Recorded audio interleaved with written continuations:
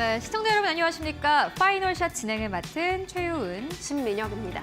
네, 오늘 한국 증시 코스피와 코스닥 양 시장은 엇갈린 채로 거래가 되고 있습니다. 코스피는 상승 탄력을 받아가고 있지만은 코스닥은 또 하락 흐름 현재 나타나고 있는데요. 코스피는 1% 가깝게 상승 탄력 나타납니다. 외국인과 기관의 수급이 들어오고 있는데 오늘도 외국인 투자자들 코스피 안에서 3천억 원 넘게 사면서 현재 시장을 이끌고 있는 상황이고요. 다만 좀 코스닥이 아쉽습니다. 외국인과 기관 투자자들 팔고 나가고 있는 상황이고 코스닥 730선 겨우 유지하고 있는 그런 상황입니다.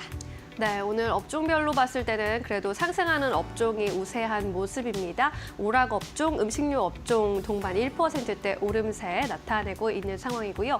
삼성전자의 경우에는 코스피 흐름 이끌어주고 있는데 여전히 5만 9천 원의 벽은 넘지 못하고 있습니다. 언제쯤 6만 전자를 탈환할 수 있을지 함께 지켜봐야 할 것 같은데요. 오늘도 저희와 끝까지 함께 하시면서 현명한 투자 전략 가져가 보시기 바라겠습니다.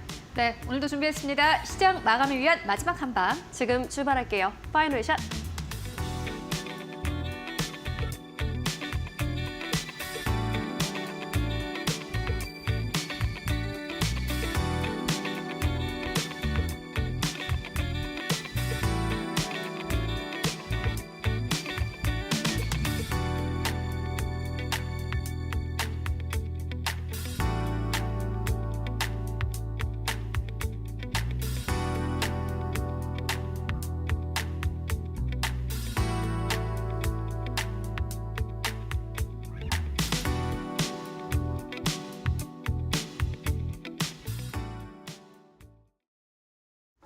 자, 지금 시장은 글로벌 빅 이벤트를 하나하나씩 소화하고 있습니다. 엔비디아의 GTC 2025 드디어 시작이 됐습니다. 캘리포니아 산호세에서 시작이 됐는데요. GTC가 시작이 됐는데 주가 흐름은 좋지 않습니다. 보시다시피 엔비디아 주가는요. 간밤에 3.4% 넘게 하락세를 보였습니다. 120달러 위를 머물던 엔비디아 주가는 보시다시피 이제 115달러 선까지 내려왔습니다. GTC가 크게 실망스러웠던 것일까요? 엔비디아 주가 하락을 외신들은 어떻게 보나 봤더니 실망 매물이 나왔다, 차익을 실현하려는 욕구가 강하게 느껴지는 밤이었다. 이렇게 표현을 하기도 했습니다. 그런데 엔비디아 주가가 1년간의 흐름으로 봤을 때는 그리 나쁘지는 않습니다. S&P 500과 나스닥을 이기고 있습니다. S&P 500과 나스닥은 모두 다 연간 기준으로 했을 때 사실상 순위를 좋지 않은 상황이지만은 반면에 엔비디아의 주가는요. 지난해 똑같이 GTC가 있었던 2014년과 비교를 해보면은 주가가 1년 전과 비교했을 때 35% 넘게 상승한 상황입니다. 이런 것들을 봤을 때 그렇다면 2026년에 또 GTC까지 앞으로 엔비디아 주가를 기대해 볼 수 있지 않을까 하는 생각이 드는데요. 간밤에 GTC에서는 어떠한 이야기가 나왔을까 좀 정리해 보도록 하겠습니다. 여러분들 아마 오늘 장중 내내 꽤 많은 이야기를 들으셨을 것 같습니다. 그래도 짧게 정리해 보도록 하겠습니다. 가장 중요한 것은 엔비디아가 어떠한 칩을 발표했느냐 이거일 텐데 먼저 첫 번째는 베라 루빈입니다. 베라 루빈은 엔비디아의 CPU인 베라 그리고 GPU 루빈이 결합된 것을 베라 루빈이라고 합니다. 현재 블랙웰 칩의 2배의 성능을 자랑하는 그러한 새로운 칩이라고 하겠고요. 루빈은 2개의 GPU 칩을 결합하는 구조로 설계가 되어 있습니다. 그리고 무려 2027년에는요. 4개의 칩을 결합한 루빈 넥스트도 출시가 될 예정이라고 합니다. 시장에서는 환호를 할 수밖에 없는 상황이고요. 이어서 두 번째입니다. 블랙웰 울트라인데 더 많은 토큰을 초당 생성한다고 합니다. 클라우드 기업들은 앞으로 블랙웰 울트라를 사용하면은 호퍼칩보다 무려 효율이 50배 이상 증가한다고 합니다. 기술의 발전이 어마어마하다라는 것을 이번에 GTC 2025를 통해서 알 수 있었습니다. 그런데 주가는 왜 떨어진 것일까요? 증권사의 반응을 좀 보도록 하겠습니다. 먼저 꽤 많은 증권사와 관련된 리포트를 내놓기도 했는데 한국의 메리츠증권에서 내놓은 리포트 함께 보고 갈 텐데요. 제목은 이렇습니다. 꿈을 그리는 이야기가 없었던 것으로 보인다라고 설명을 했습니다. 엔비디아 주가 하락의 이유를 찾을 수밖에 없는 증권사에서는 이렇게 분석을 했는데요. 키노트 연설 기대감은 컸지만 새로운 꿈을 그리는 이야기가 없어서 실망 매물이 나왔다. 그리고 자신들의 본업을 압도적으로 잘하고 있음을 숫자로 제시했던 것은 분명히 유의미하다라고 설명을 했습니다. 이번에 엔비디아가 내놓은 칩을 두고 그래 별론데라고 생각하시는 분들 아마 거의 없을 것 같습니다. 이번 칩도 대단했는데 그런데 엔비디아가 사실 이것을 뛰어넘는 또 다른 모멘텀을 보여주지 못했다라는 게 요지인 것 같고요. 다만 엔비디아의 최신 AI 칩이 아니어도 되지 않을까는 의구심을 바꾸기에는 부족했다라고 설명을 했습니다. 대표적으로 연결을 해보면은 딥시크와 같은 것들을 연결을 해볼 수 있을 것 같은데요. 딥시크가 나온 이후로 현재 반도체 업계에서는 엔비디아만큼의 고성능 칩이 아니더라도 괜찮겠지라는 컨센서스가 형성되고 있는 가운데 엔비디아는 이를 완전히 해소할 만한 어떠한 의견을 이번 GTC에서 보여주지 못한 것으로 보여집니다. 그리고 엔비디아는 좋은 기업은 맞다. 새로운 꿈과 희망을 계속 불어넣는 좋은 주식이라고 하기에는 아쉬운 것이 사실이다라고 설명을 했습니다. 1등은 맞는데 압도적으로 무언가 다시 한번 모멘텀이 없다라는 것을 다시 한번 역설을 했고요. GTC 키노트 연설이 엔비디아가 가치주의 프라이싱을 받고 있었더라면 매우 좋은 내용이 되었겠지만 사실 성장주 프라이싱을 더 뿜어내기에는 아쉬웠다라고 설명을 했습니다. 이미 주가 자체에 약간의 버블이 있기 때문에 그런 측면에서 봤을 때 앞으로 더 좋은 성장주라고 시장에서 판단을 하기에는 약간 부족했다라는 게 평가인데요. 이렇게 약간 좀 아쉬운 소리도 있습니다만 긍정적인 평가도 나옵니다. 이어서 만나보시죠. 저희가 마켓워치에서 가지고 왔습니다. 에버코어의 한 분석가는 이렇게 이야기를 했습니다. 엔비디아는 다른 차원에 있는 기업이다라면서 different continent라는 이러한 직접적인 단어를 쓰기도 했습니다. 엔비디아가 다른 기업 대비해서 기술 자체가 8년 정도 앞서 있고 압도적인 1등이 맞다라고 설명을 했고요. 그렇기 때문에 다른 차원에 있는 기업이다라고 설명을 했습니다. 사실 기술 기업에게 가장 중요한 것은 어느 정도 기술 우위를 가지고 있느냐가 가장 중요할 텐데 엔비디아는 이미 기술력으로 1등을 다시 한번 입증했다라고 설명을 했고요. 이번에 특히나 다이나모의 새로운 운영체제 발표를 좀 주목을 해보자라면서 추론 작업에 최적화해서 더 효율적으로 시행할 수 있도록 돕는 시스템이다라고 설명을 했습니다. 지금 시장에서는 블랙홀 같은 거에 조금 더 집중을 하고 있지만은 에버코어 분석가는 더 볼만한 포인트들이 많았다라면서 앞으로의 주가 기대해 볼 수 있겠다라는 아주 긍정적인 투자 의견을 내밀기도 했습니다. 그렇다면은 이어서 또 다른 투자 의견 함께 만나보고 가시죠. 역시나 마찬가지로 이번에도 마켓워치에서 나온 보도를 한 새로운 그러한 투자 의견인데요. 피츠제럴드의 한 분석가의 말입니다. 새로운 이 내용의 보고서를 발행을 했는데 최고의 시간이었고 최고의 시간이었다라는 제목의 리포트를 발행을 했습니다. 찰스 디킨스의 이것은 최고의 시절이기도 했고 최악의 시절이기도 했다라는 한 소설의 굉장히 유명한 구절을 다시 한번 인용을 해서 엔비디아는 좋기만 하고 앞으로 더 좋다라는 요지의 리포트를 발행하기도 했는데요. AI 분야에서 이루어지고 있는 발전이 놀랍다라면서 이렇게 흥분되는 것은 쉽지 않다라고 설명을 했습니다. 특히나 이 분석가는요. 실제로 GTC 2025에 앉아 있어 보니 정말 그 안에서의 발표 열정이 대단했다라면서 이 분위기에 젖어들만 했다라고 설명을 하기도 했고요. 다음 세대 GPU들이 유의미한 성능 향상을 가져올 것이다 라고 설명을 하기도 했습니다. 다만 마지막 문장을 조금 더 집중을 해보셔야 될 것 같은데 다음 세대 GPU라는 이 단어에 집중해 보셔야 될 것 같습니다. 몇몇 분석가들은 이번에 나온 발표 내용이 좋긴 했는데 정말 새로운 칩이 나올 때까지 2027년 그리고 2028년까지 기다리는 것이 지금 이 시점에서의 주가 상승 모멘텀은 될 수 없을 것이다 라고 전망을 하기도 했습니다.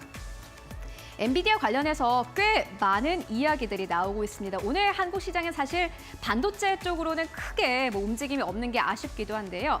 다만 지난 2014년에 이 GTC를 생각을 해본다면은 1년간의 흐름은 엔비디아 주가 굉장히 좋았습니다.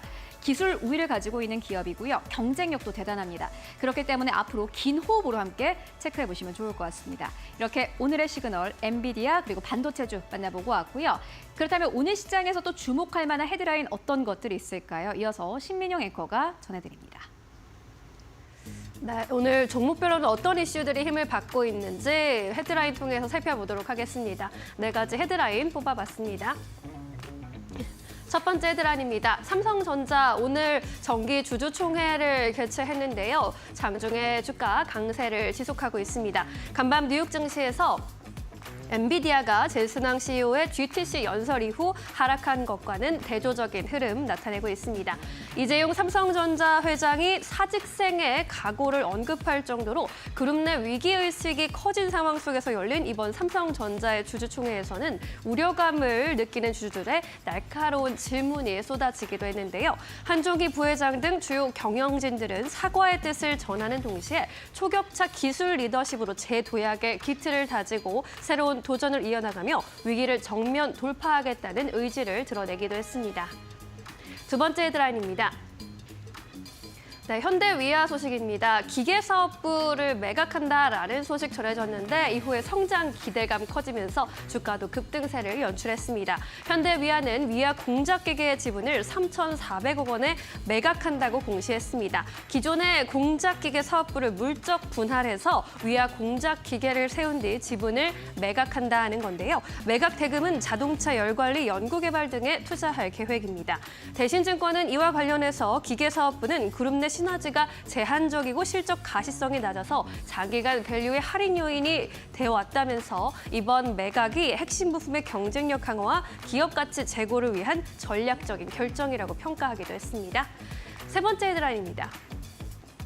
원익 머티리얼즈는 반도체 턴어라운드의 수혜를 볼 것이라는 증권가 전망 속에 상승세 이어갑니다. IBK 투자증권이 오늘 보고서를 하나 내놨습니다. 현재 보편적으로 사용되고 있는 레거시 반도체 가격 상승에 대해서 국내 반도체 산업의 턴어라운드를 의미하고 있기 때문에 전통적인 반도체 소부장 기업들의 밸류에이션 프리미엄이 자연스럽게 나타날 것이라고 진단을 했고요. 특히 원익 머티리얼즈의 경우에는 고객사 재고 부담 완화를 위한 현장 공급 능력이 국내 최고 수준이라고 평가했습니다. 단기간 내에 이 원익 머티리얼즈를 경쟁력을 위협할 만한 기업이 현재 확인되지 않다라고까지 분석을 하면서 주가에 힘을 실어주고 있습니다. 네 번째 헤드라인입니다. 네, 로보티즈 소식입니다. 자율주행 로봇 사업의 물적 분할을 발표한 가운데 주가는 급락세를 나타내고 있습니다. 로보티즈는 자율주행 로봇 부분만 떼어내서 법인을 설립한다고 밝혔는데요. 자율주행 사업의 막대한 개발 비용으로 인해서 적자가 이어지고 있기 때문에 회사를 분할한다는 설명입니다. 분할 설립되는 로보이츠에 대해서 5년 내에 증권시장에 상장할 계획은 없다고 전하기도 했는데요. 분할 반대 주주를 위한 보통주 주식 매수 청구 건은 36,811원에 설정했고요. 분할 기일은 오는 6월 1일로 예정되어 있습니다. 이렇게 네 가지 헤드라인 함께 짚어보셨습니다. 네, 이번엔 증권가 전화 연결해서 조금 더 자세한 투자 의견 들어보도록 하겠습니다. 메리스증권 강남금융센터로 가보겠습니다. 김경국 과장 만나봅니다. 안녕하세요. 네, 안녕하세요. 네, 과장님. 네 가지 뉴스 전해드렸습니다. 어떤 소식에 조금 더 눈길이 가실까요? 오늘 현대위와 관련된 이야기 좀 드릴까 하는데요. 일단 스맥과 릴슨 프라이빗 에쿼티가 현대위아의 공작기계 사업부를 이제 3,400억에 인수를 하기로 했습니다. 그래서 5월 31일 날 이제 물적 분할을 하고요. 현대위아는 그래서 이 위아 공작기계라는 이제 법인을 설립한 이후에 일단 6월 30일 이후에 해당 법인의 주식에 대한 전략 처분이 일단 계획이 되어 있습니다. 그래서 공작기계 사업부 대략 매출이 현대위아에서 3,447억 정도였고 현대위아의 매출 비중으로 따져보면 5% 정도 되는 수준이었습니다. 그래서 위아는 이번 매각을 통해서 전기차 부품 그리고 로봇과 같은 미래 먹거리에 투자를 해보겠다는 취지를 밝히고 있기 때문에 특히 로봇과 자율주행 사업의 핵심인 스마트 제조 물류 시스템을 미래 중점 사업으로 선정하고 또 추진해보겠다라는 의지를 좀 밝히고 있습니다. 그래서 현대위아가 그동안 25년 예상 영업이익 기준으로 2,500억 원대 영업이익이 항상 나오는 회사고요. 그리고 시가총액이 1조 2천억이 되기 때문에 PER 10배 미만에서 거래가 되던 회사였습니다. 하지만 이번 매각 이슈로 인해서 미래 사업에 대한 기대감이 주가에 좀 반영되고 있는 것 같고 또한 지금과는 좀 다른 모습을 보일 가능성이 높다 이렇게 좀 보고 있습니다. 네, 현대위아 이번 결정에 대해 긍정적인 의견 더해 주셨습니다. 이 밖에도 오후장에서 공략주 성격으로 보고 계신 종목 있으실까요? 오늘 휴젤이라는 회사 과제하고요. 투자 포인트 몇 개 말씀드리도록 하겠습니다.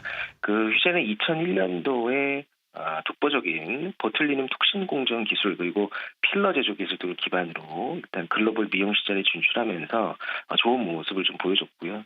현재 유젤은 68개국 국가에서 이제 품목 허가를 획득했고요.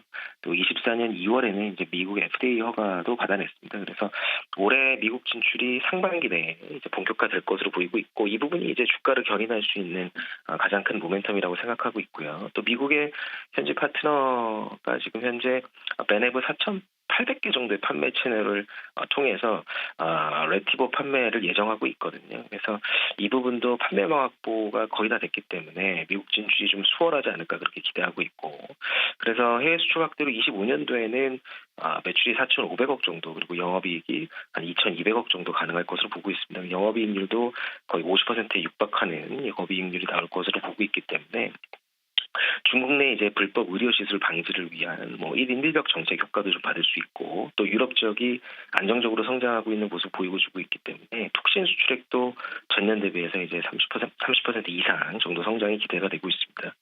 기술적으로는 이제 신고가 영역에서 추가 상승을 기대하는 모습이고요. 현재가 매수 유효하다고 판단하고 목표가는 38만 원, 손절가는 28만 원 잡아도록 하겠습니다. 네, 휴절에 대한 투자 포인트 그리고 목표 주가까지 함께 확인해 주셨습니다. 오늘 여기까지 이야기 드릴게요. 고맙습니다. 네, 감사합니다. 네, 이어서 외국인과 기관의 선택 짚어볼까요? 최효은 앵커 함께 하시죠. 네, 오늘 외국인 투자자들은 코스피 안에서 3천억 원 넘게 담아가고 있습니다. 어떠한 기업들을 사나 봤더니 오늘 시장에서도 외국인 투자자들은 삼성전자 쪽으로 매수가 아주 강력하게 들어옵니다. 이번 주 들어서 삼성전자 연이어서 매수하고 있는 흐름을 보여주고 있습니다. 완전한 스탠스 변화일까요? 이 연속성을 함께 확인해 보시면 좋을 것 같고요. 이어서 두 번째는 현대차, 세 번째로는 두산 에너빌리티, 네 번째로는 현대모비스, 다섯 번째로는 LG화학 자리하고 있습니다. 매도하는 기업들 살펴보도록 하겠습니다. 가장 첫 번째로는 한화 에어로스페이스, 두 번째로는 LS 일렉트릭, 세 번째로는 LIG 넥스원, 네 번째로는 한화 엔진, 다섯 번째로는 한화 시스템 자리하고 있습니다. 어제 크게 올랐던 기업들 중심으로 오늘 시장에서 다시 한번 차익을 실현하려는 그러한 매물들이 나오고 있고요. 이어서 코스닥 안에서의 외국인 수급 바로 만나보시죠. 네, 오늘 코스닥 안에서 외국인 투자자들 신택을 가장 많이 매수하고 있고요. 두 번째로는 YC, 세 번째로는 젠백스, 네 번째로는 리노공업, 다섯 번째로는 실리콘투 자리하고 있습니다. 반도체 소부장 쪽으로는 삼성전자향 쪽으로 이번 주 들어서 매수가 들어오는 게 특징이라고 할 수 있겠고요. 매도하는 기업들 살펴보시면 가장 첫 번째로는 레인보우 로보틱스, 두 번째로는 알테오젠, 세 번째로는 오리엔트 전공, 네 번째로는 JYP 엔터, 다섯 번째로는 삼천당 제약 자리하고 있습니다. 그렇다면 기관 투자자들이 현재 코스피 안에서 어떠한 기업을 사고 또 팔고 있을까요? 네, 오늘 기관 투자자들 코스피 안에서 삼성전자를 가장 많이 매수합니다. 삼성전자 주가가 이렇게 상승 탄력을 받을 수 있는 이유는 외국인과 기관의 쌍끌이 매수가 있기 때문인 것으로 보여지고요. 두 번째로는 LG 에너지 솔루션, 세 번째로는 KB금융, 네 번째로는 SK하이닉스, 다섯 번째로는 오리온 자리하고 있습니다. 매도하는 기업들 살펴보시면 가장 첫 번째로는 한화오션, 두 번째로는 서울보정보험, 세 번째로는 한국항공우주, 네 번째로는 네이버, 다섯 번째로는 HD, 한국조선해양 자리하고 있습니다. 그렇다면 코스닥 안에서의 기관 수급은 어떨까요? 네, 오늘 코스닥 안에서 기관 투자자들은 SM을 가장 많이 담아가고 있습니다. 특히나 오늘 엔터주 안에서 SM의 주가가 6% 가깝게 상승 탄력을 받으면서 계속해서 강력한 상승세를 나타내고 있는 상황이고요. 두 번째로는 동진세미캠입니다. 역시나 삼성전자향이고요. 세 번째로는 CNC 인터내셔널, 네 번째로는 주성 엔지니어링, 다섯 번째로는 STI 자리하고 있습니다. 매도하는 기업들 살펴보시면 가장 첫 번째로는 알테오젠, 두 번째로는 HLB, 세 번째로는 로보티즈, 네 번째로는 레이크 머트리얼즈, 다섯 번째로는 JYP 엔터 자리하고 있는 상황입니다. 네, 지금까지 외국인 기관 수급 함께 살펴보고 왔습니다.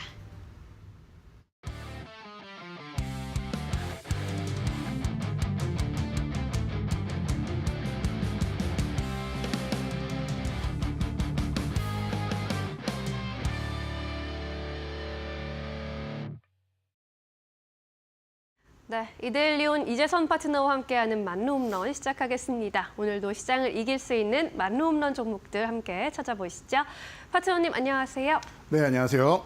네, 반갑습니다. 오늘 코스피, 코스닥은 좀 엇갈린 흐름 보이고 있습니다. 혼조세 나타내고 있는데요. 오늘 시장 판세 어떻게 읽어볼까요?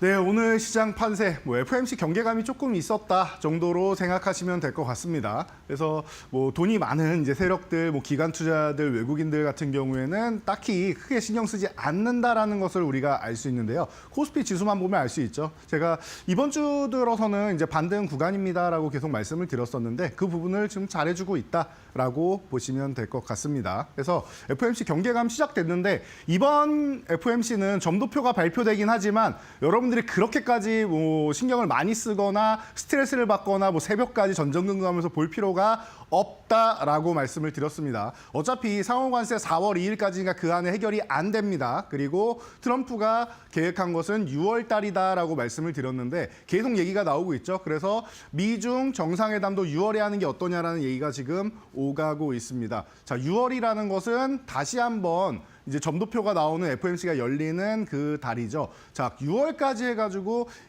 이 근처에 있는 가장 쉬운 국가들과의 관세 전쟁 이런 부분을 마무리한다. 즉 협상을 마무리할 수 있다라는 거죠. 그리고 나서 이제 FOMC 점도표를 보면은 완화된 조치가 나올 것이다라는 정도예요. 그러니까 3월은 중요하지만 이번에는 그렇게까지 여러분들 신경 많이 안 쓰셔도 된다. 지나가는 과정에 6월이 정말 중요하다 정도로 보시면 됩니다. 이 큰 그림을 여러분들이 알고만 가시면은 크게 여러분들이 경계감을 가지실 필요는 없다 정도로 보시면 될 것 같습니다. 그래서 이 정도까지 체크해 보시면 될 것 같고 이스라엘에서 이제 지금 휴전 상황이 이어지고 있었는데 대규모 공습을 펼쳤다라고 하죠. 지금 얘기 나온 것을 들어보면은 하마스 쪽에서 인질 200명 풀어주고 하는 이런 부분에 대해서 이제 이행하지 않고 있다. 그러니까 이런 부분이 다 돼야지 우리가 휴전을 할 수 있다. 라는 얘기를 계속하고 있습니다. 그래서 본인들이 먼저 대규모 공습을 제 야간에 펼쳤는데 그렇다고 공습이 좋은 건 아니겠죠. 그래서 이런 부분이 있는데 반면에 러시아 같은 경우는 부분 합의를 했다. 지금 얘기 나온 거는 이제 에너지 시설 같은 부분 본인들도 먹고 살아야 될 거 아닙니까? 그러면은 이제 우크라이나는 이제 식량, 곡창지대하고 에너지 그리고 이제 러시아는 에너지가 당연히 주력이죠. 그러다 보니까 먹고 사는 부분은 건들지 말자 정도로 해석하시면 될 것 같습니다. 이 부분이 아니라 그냥 아예 통으로 합의가 돼야 되는데 이런 부분이 이제 아무래도 푸틴도 젤렌스키도 저렇게 화를 내고 나갔는데 이제 푸틴도 이제 그냥 다 받아주면은 너무 약해 보인다라고 말씀을 드렸죠. 중간중간 협상을 하면서 이뤄 나가면서 어떻게 보면 그렇게 해야지 좀 어렵게 해야지 트럼프도 업적이 생기는 거죠. 그래서 서로 간에 이런 이제 계속 이제 대화를 통해서 이제 아마 휴전을 이끌어내지 않을까라는 예상을 한번 해보겠습니다. 자, 그래서 여러분들 단기 급등 종목들은 차익 실현하고 눌림목 매수만 하면 된다. 이 칸은 제가 단 한 번도 변함이 없었던 것 같아요. 12월 2일부터 해서 지금까지 이어지고 있는데 이게 바뀌는 구간이 오면은 강력한 조정이 오거나 시장의 성향이 한번 크게 바뀌는구나라고 생각하시면 됩니다. 이 칸은 제일 중요하기 때문에 제가 바꾸지 않는 거니까 여러분들 항상 생각하시면서 여러분들이 실천하셔야 된다라고 보시면 될 것 같습니다. 자, 그래서 코스피 차트 간단하게 보고 갈게요. 오늘 강세를 보이고 있습니다라고 말씀드렸는데 그래요. 2600포인트 돌파하는데 2650구간부터 해가지고 2700까지 이 구간이 매물대가 있는 저항 구간이다라고 설명드렸습니다. 이 구간에서 어제 오늘 연속으로 그냥 저항받고 있다라고 생각하시면 돼요. 그래도 어제 밀린 다음에 오늘 2600 이탈하면서 경계감을 만드는 게 아니라 오늘 싹 올라오면 만약에 FOMC 발표된 다음에 혹은 이제 트럼프가 이제 강력한 발언을 하더라도 어떻게 되겠어요? 흔들어도 2600 흔들고 다시 넘어갈 수 있는 구간이 되겠죠. 그래서 안정적인 이런 흐름 만들어 놓고 있다 정도로 보시면 됩니다. 그래서 이 구간에서 2600 위쪽에서 조금 오르고 내리고 이런 등락 같은 경우에는 크게 여러분들이 신경 안 쓰셔도 되는 자율 등락 구간이니까 편안하게 보시면 될 것 같고요.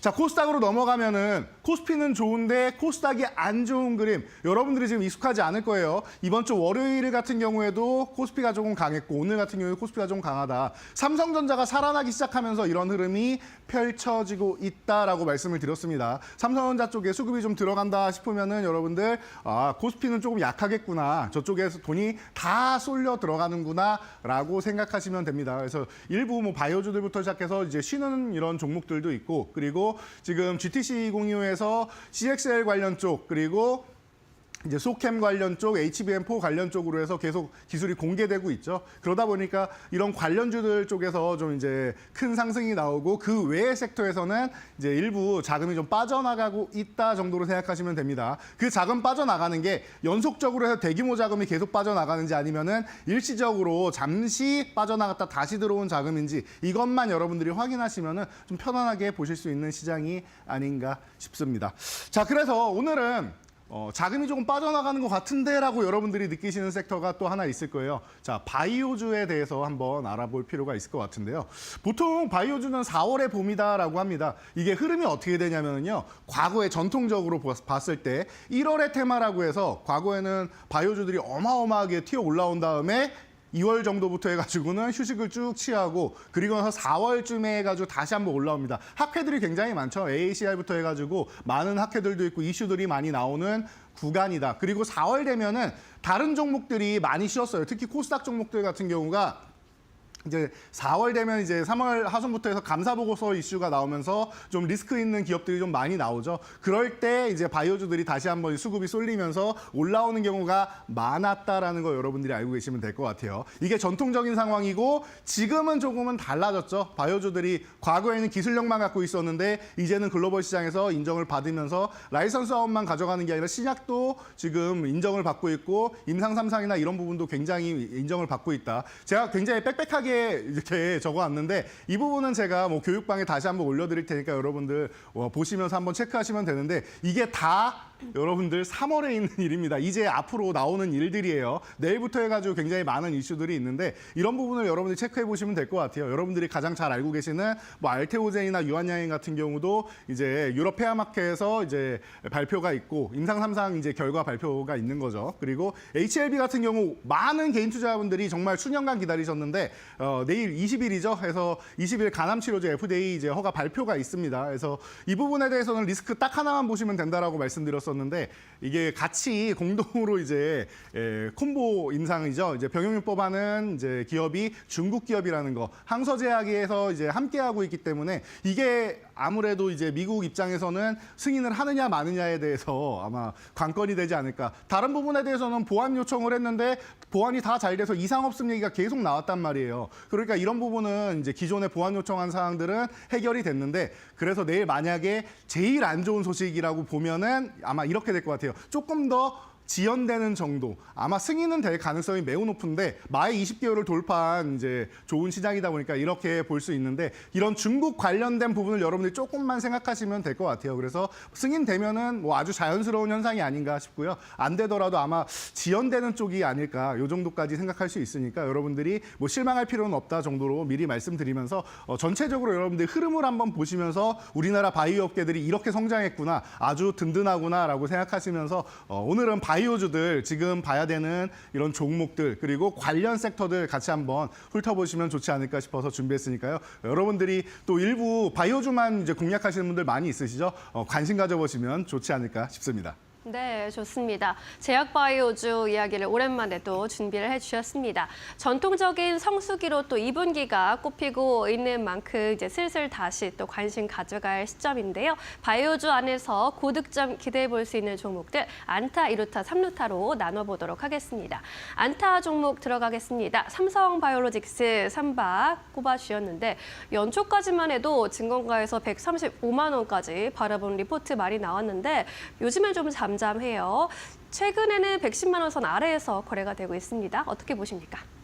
네, 맞습니다. 연초까지만 해도 굉장히 좋은 이슈도 많이 나오고 사실 작년에도 굉장히 좋았었죠. 그런데 이 흐름을 이어가지 못하는 것 같아서 여러분들이 조금 안타깝다 생각할 수 있는데 말씀드렸듯이 보통 4월에 봄이 많이 옵니다. 그리고 지금 준비는 굉장히 잘하고 있어요. 생물보안법 이제 작년에는 이제 트럼프 뭐 되자마자 혹은 되기 직전이고 하다 보니까 통과하기가 너무 촉박했는데 그렇다고 추진을 안 하는 건 아니다. 추진을 할 것이다라고 다들 보고 있으니까요. 뭐 진행이 된다라고 하면 최대 수혜 대주가 아닌가. 우시바이오 쪽은 계속 지금 압력을 넣고 있지 않습니까? 미국에서. 그렇다라고 하면은 뭐 자연스럽게 좋아지는 기업이다라고 보시면 되고요. 그래서 뭐 그동안도 굉장히 글로벌 시장에서 생산 쪽으로는 이제 CDO, CDMO 이제 이런 쪽으로는 굉장히 뭐 발달한 기업인데 화이자, 일라이릴리, 뭐 노바틱스 이제 글락소 이런 쪽으로 해가지고 파트너십을 계속 체결을 하고 있습니다. 올해만 해도 계속 체결을 하고 있다 보니까 지금 공장을 증설한 부분에 있어서 물량이 굉장히 활발하게 잘 라인이 돌아가고 있다라고 생각하시면 될 것 같아요.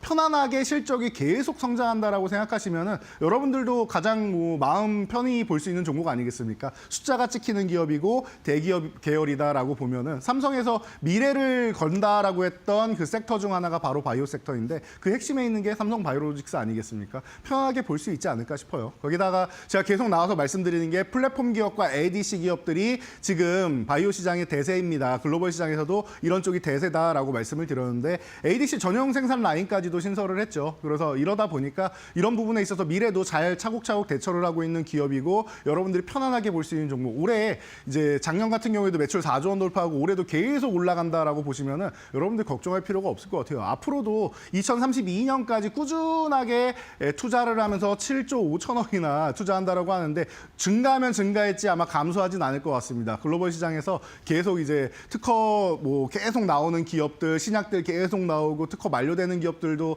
뭐 여러 가지 추가적으로 해서 개선해서 또 나오고 하기 때문에 이런 부분에 있어서 여러분들이 의심할 필요가 없는 가장 든든한 기업이 아닌가 싶습니다. 이렇게 해서 비중을 크게 가져가고 편안하게 가져갈 수 있는 기업이 안타 종목이다라는 거 본다라고 하면은 삼성바이오로직스는 가장 든든한 기업이 아닌가 싶습니다. 네, 안타로 삼성바이오로직스 꼽아주셨습니다. 가장 든든하게 안정적으로 실을 수 있는 종목으로 정리해봤고요. 이루타 종목으로는 이제 알테오젠 살펴보도록 하겠습니다. 코스닥 대장답게 여러 가지 말도 많고 탈도 많았습니다. 그래서 주가 변동성도 또 나타났었는데 최근에는 그래도 악재보단 호재가 더 많이 나타나고 있고요. 지난 월요일에는 10% 넘게 급등하기도 했습니다. 알테오젠 현 시점에서 어떻게 대응해볼까요? 네, 알테오젠 대응은 간단합니다. 지금은 오히려 보유를 해야 되는 시점입니다. 그동안 저항받았던 구간을 좀 넘어오는 기술적인 부분도 좋고요. 그리고 이슈적인 측면에서도 굉장히 좋은 것 같아요. 이게 핵심 플랫폼, 제가 플랫폼 기업 계속 말씀드리는데 SC제형으로 변환하는 이런 부분에 대해서 과거에 셀트리온이 존슨앤존슨에서도 못한 이 레미케이드를 SC제형으로 만들었습니다라고 말씀드린 게 지금 미국에서 인상적으로 판매가 되고 있는 진펜트라죠. 그런 것처럼 키트루다 같은 경우도 세계에서 가장 많이 판매되는 면역 항암제 아니겠습니까? 이 부분을 SC 제형으로 만든다라는 거예요. 그러다 보니까 이런 부분에 있어서 다른 글로벌 빅파마들도 굉장히 관심을 많이 갖고 있다라고도 기존부터 말씀을 드렸습니다. 계속 협의가 오가고 있고 관심을 많이 보이고 있는데 그런 뭐 임상 결과나 이런 부분을 봤을 때 성과도 좋다라고 중간 발표가 계속 나오고 있죠. 그러다 보니까 어떻게 보니까 SC 제형으로 바꿨는데 효능까지도 좋아? 그러면 안 쓸 이유가 없다라고 얘기가 계속 나오는 겁니다. 그래서 키트루다 SC 이 부분에서는 이제 로열티 처음에 이제 받는 금액 외에도 이제 로열티나 이런 부분에 있어서 매년 거의 뭐 1조 원 가까이 받는 거 아니냐라는 얘기까지 나오고 있죠. 그래서 그 정도까지도 예상이 나오고 있고 지금 할로자임이랑 특허 분쟁 이슈 때문에 작년 10월부터 해서 10월, 11월부터 해서 노이즈가 좀 있었는데 이 부분도 6월이면 완벽하게 해소되고 이미 거의 끝났다라는 얘기가 계속 나오고 있습니다. 그래서 알테오젠이 혼자 대응을 했다라고 하면 굉장히 어려움을 겪었을 텐데 키트루다가 함께한다라고 보시면 되고 이번에 아스트라제네카랑 이제 최대 2조 원 규모의 수출 계약한 거 여러분들 많이 들으셨을 겁니다. 저도 이데일리 TV를 통해서 다른 방송이랑 해서 여러분들께 소식을 알려드렸었는데요. 그렇다라고 하면 키트루다뿐만 아니라 아스트라제네카나 여러 기업들이 빅파마들이 알테오젠을 든든하게 받쳐준다라고 생각하면은 여러분들 지금은 걱정할 필요가 없는 것 같아요. 그리고 오랫동안 이제 작년 하순부터 해서 한 반년 동안 저항을 받았던 구간을 지금 돌파한 구간이기 때문에 오히려 눌림목이 나오는 어제 오늘 이런 구간에서 쉰다라고 하면은 그러면은 감사합니다고 여러분들이 신규 매수도 가능한 구간이 아닌가 싶으니까요. 편안하게 보시면서 여러분들 이루타 종목 조금 약한 것 같아요. 말로 없는 종목으로 가도 이상할 게 없는데 여러분들이 지금 기존부터 계속 끌고 오신 분들이 더 많을 거고 하시기 때문에 일단 이루타로 치고 빠지는 전략, 고가에서 사셨으면은 여러분들이 트레이딩 전략 하시는 것도 좋습니다. 그래서 이루타 종목으로 선정했으니까 편안하게 보시면 좋을 것 같습니다. 네, 이루타로는 코스닥 대장주 알테오젠 함께 살펴봤습니다. 투자 전략 꼼꼼하게 세워보시기 바라겠고요. 삼루타로 이제 자리를 옮겨보도록 하겠습니다. 오늘의 삼루타 종목으로는 유한양행 설정을 해주셨네요. 유한양행 자주 언급해주시는 종목이기도 하고 작년에는 이제 랭라자로 스타 종목이기도 했는데 올해는 이제 봄을 맞아서 어떤 모멘텀 기대해볼 수 있을까요?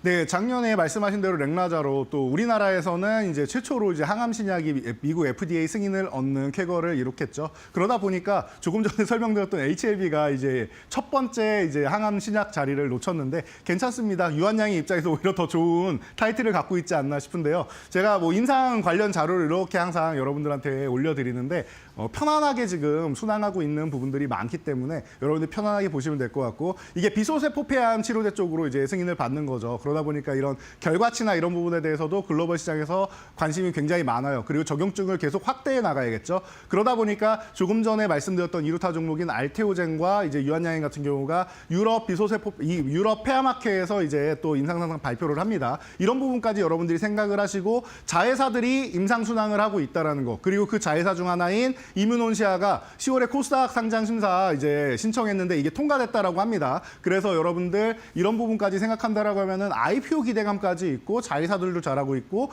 본인들도 잘하고 있는 기업이다라고 생각을 한다라고 하면은 가장 든든한 기업이 아닌가 싶어요. 그래서 이 종목이 더 멋지게 멀리 날아갔어야 되는데 제가 볼 때는 이런 바이오주들 이런 영향력에 의해서 이제 같이 좀 쉬고 있지 않았나 싶습니다. 이제 다시 움직일 타이밍이 왔다라고 보니까요. 제가 오늘 고민을 많이 했습니다. 유한양행을 3루타로 가져올지 아니면은 이제 여러분들이 이제 연초에 굉장히 관심이 많았던 로봇 관련주 중에서 이제 고영 같은 경우가 뇌수술 로봇으로 2016년부터 굉장히 유명했죠. 그래서 이 두 종목 중에서 고민을 굉장히 많이 했는데 그래도 3루타까지는 그냥 바이오 쪽으로 쭉쭉 이렇게 알려드리는 게 좋을 것 같아서 가져왔으니까 3루타에 진입하지 못한 고영 같은 경우는 다음에 제가 다시 한번 소개해 드릴 테니까요. 같이 관심 가져보시면 좋을 것 같아요. 그래서 3루타 종목이 굉장히 경합이 심했다라는 거 이런 부분까지도 여러분들 생각하시면서 보시면 좋을 것 같습니다. 네, 유한양행 3루타로 고민 끝에 이렇게 결정을 해주셨는데 뭐 여러 가지 임상이나 학회 발표 등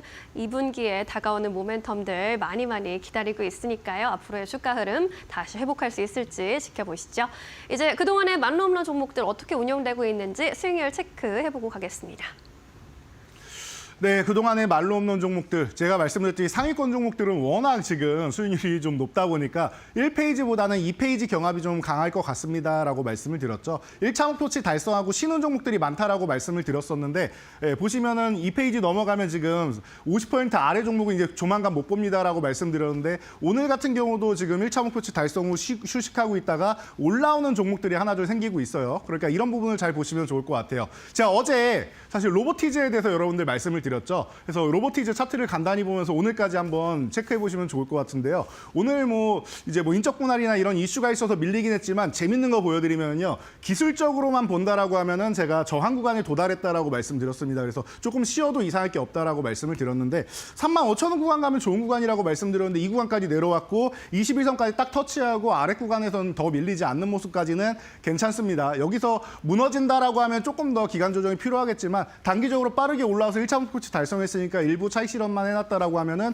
편안하다. 이미 어저께 말씀드렸던 거죠. 이게 돌파하려면 어떤 모양이 나오냐면요. 다음 페이지로 넘어가서 YC를 보시면은 여러분들이 편안하게 보실 수 있을 것 같아요. 자, 기존에도 YC 같은 경우는 13,000원 구간 1차 목표치에 도달을 했습니다. 그리고 나서 1차 목표치 달성하고 쉬는 종목 많습니다라고 제가 말씀드렸죠. 충분히 휴식을 취했어요, 지금. 그래서 한 달 정도 휴식을 취한 이후에 다시 한번 올라오는 모습입니다. 13,000원 돌파 시도를 지금 하고 있고 13,000원에서 공방을 계속 펼치고 있는데요. 지금 이 시간도 펼치고 있지 않을까 싶습니다. 그래서 13,000원 전후 왔다 갔다 하는데 중요한 거 아래 보시면 여기 거래대금 붙어 있죠. 거래량이 이렇게 붙어 있는데 폭발적으로 늘었죠. 이렇게 저항 구간을 돌파할 때 매물 구간을 돌파할 때는 거래대금을 여러분들이 꼭 확인하셔야 된다. 이게 부족하면 어떻게 된다? 다시 밀려 내려올 가능성이 매우 크다. 혹은 다음 날이라도 거래대금을 붙여줘야 된다는 거예요. 돌파하는 것처럼 보이고 다음 날이라도 붙여줘야 된다. 이것만 여러분들이 보시면 될 것 같아요. 그래서 이 돌파 거래량 같은 경우가 안 나왔을 때는 제가 교육방에다가 항상 말씀드리죠.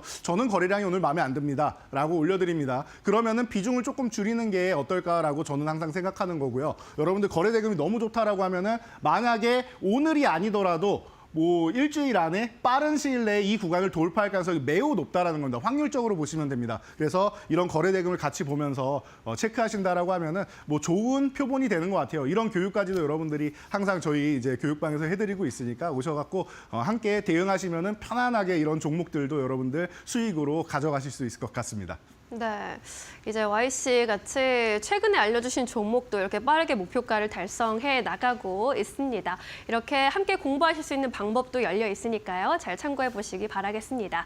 이렇게 오늘의 하이라이트 종목 이제 남겨놓고 있는 상황인데 바이오 업종 안에서 살펴보고 있죠. 만홈런 칠 수 있는 강한 종목 어떤 종목으로 골라오셨을까요?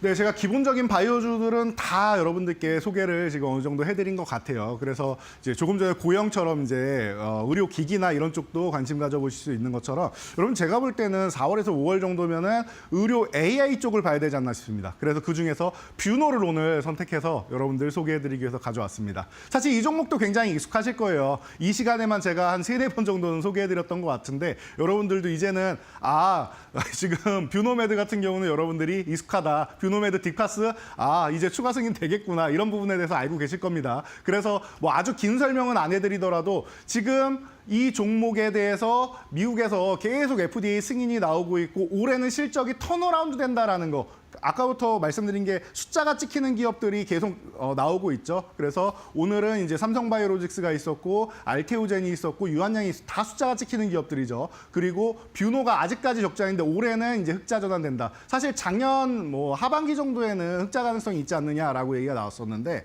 이 부분에 있어서 사실 그 상반기에 이제 그 의사분들 이제 파업이나 여러 가지 이슈들이 있다 보니까 조금 밀렸다라고 생각하시면 돼요. 이런 의료 AI 도입에 대해서 의사분들이 생각하실 그런 여유가 없었지 않았나라고 생각이 듭니다. 그래서 올해 같은 경우에는 점점 이제 뻗어나갈 수 있는 길이고 글로벌 시장으로 이제 뷰노도 뻗어나갈 수 있습니다. 그래서 제가 기존부터 뭐 많이 말씀드렸던 이런 종목들, 루닛이나 이런 종목들은 해외로 먼저 뻗어나가서 외형 성장을 먼저 한 기업이고 뷰노 같은 경우는 안에서부터 내적으로 탄탄하게 쌓아서 해외로 진출하는 기업이다 해서 경영 전략이 좀 달랐다라고 생각하시면 되고요. 그런 뷰노가 이제 올해 해외 시장으로 나간다면 얼마나 큰 숫자를 찍을 수 있을지 기대가 굉장히 되는 부분입니다. 이 정도까지 여러분들께 설명드리면 될 것 같고요. 가격 전략 넘어가도록 하겠습니다. 지금 23,000원 전후 구간에서 움직이고 있어요. 그래서 이 구간에서 23,000원 이하에서만 여러분들이 체크해서 내가 편입한다라고 생각하시면 될 것 같고요. 그리고 목표가 같은 경우는 위쪽으로 쓱 올라가면은 다음 목표치 이제 3만 원 구간이 1차 목표치고 그 다음 35,000원 이렇게 되는데 전 35,000원도 사실은 지나가는 구간이라고 보고는 있습니다. 그런데 일단은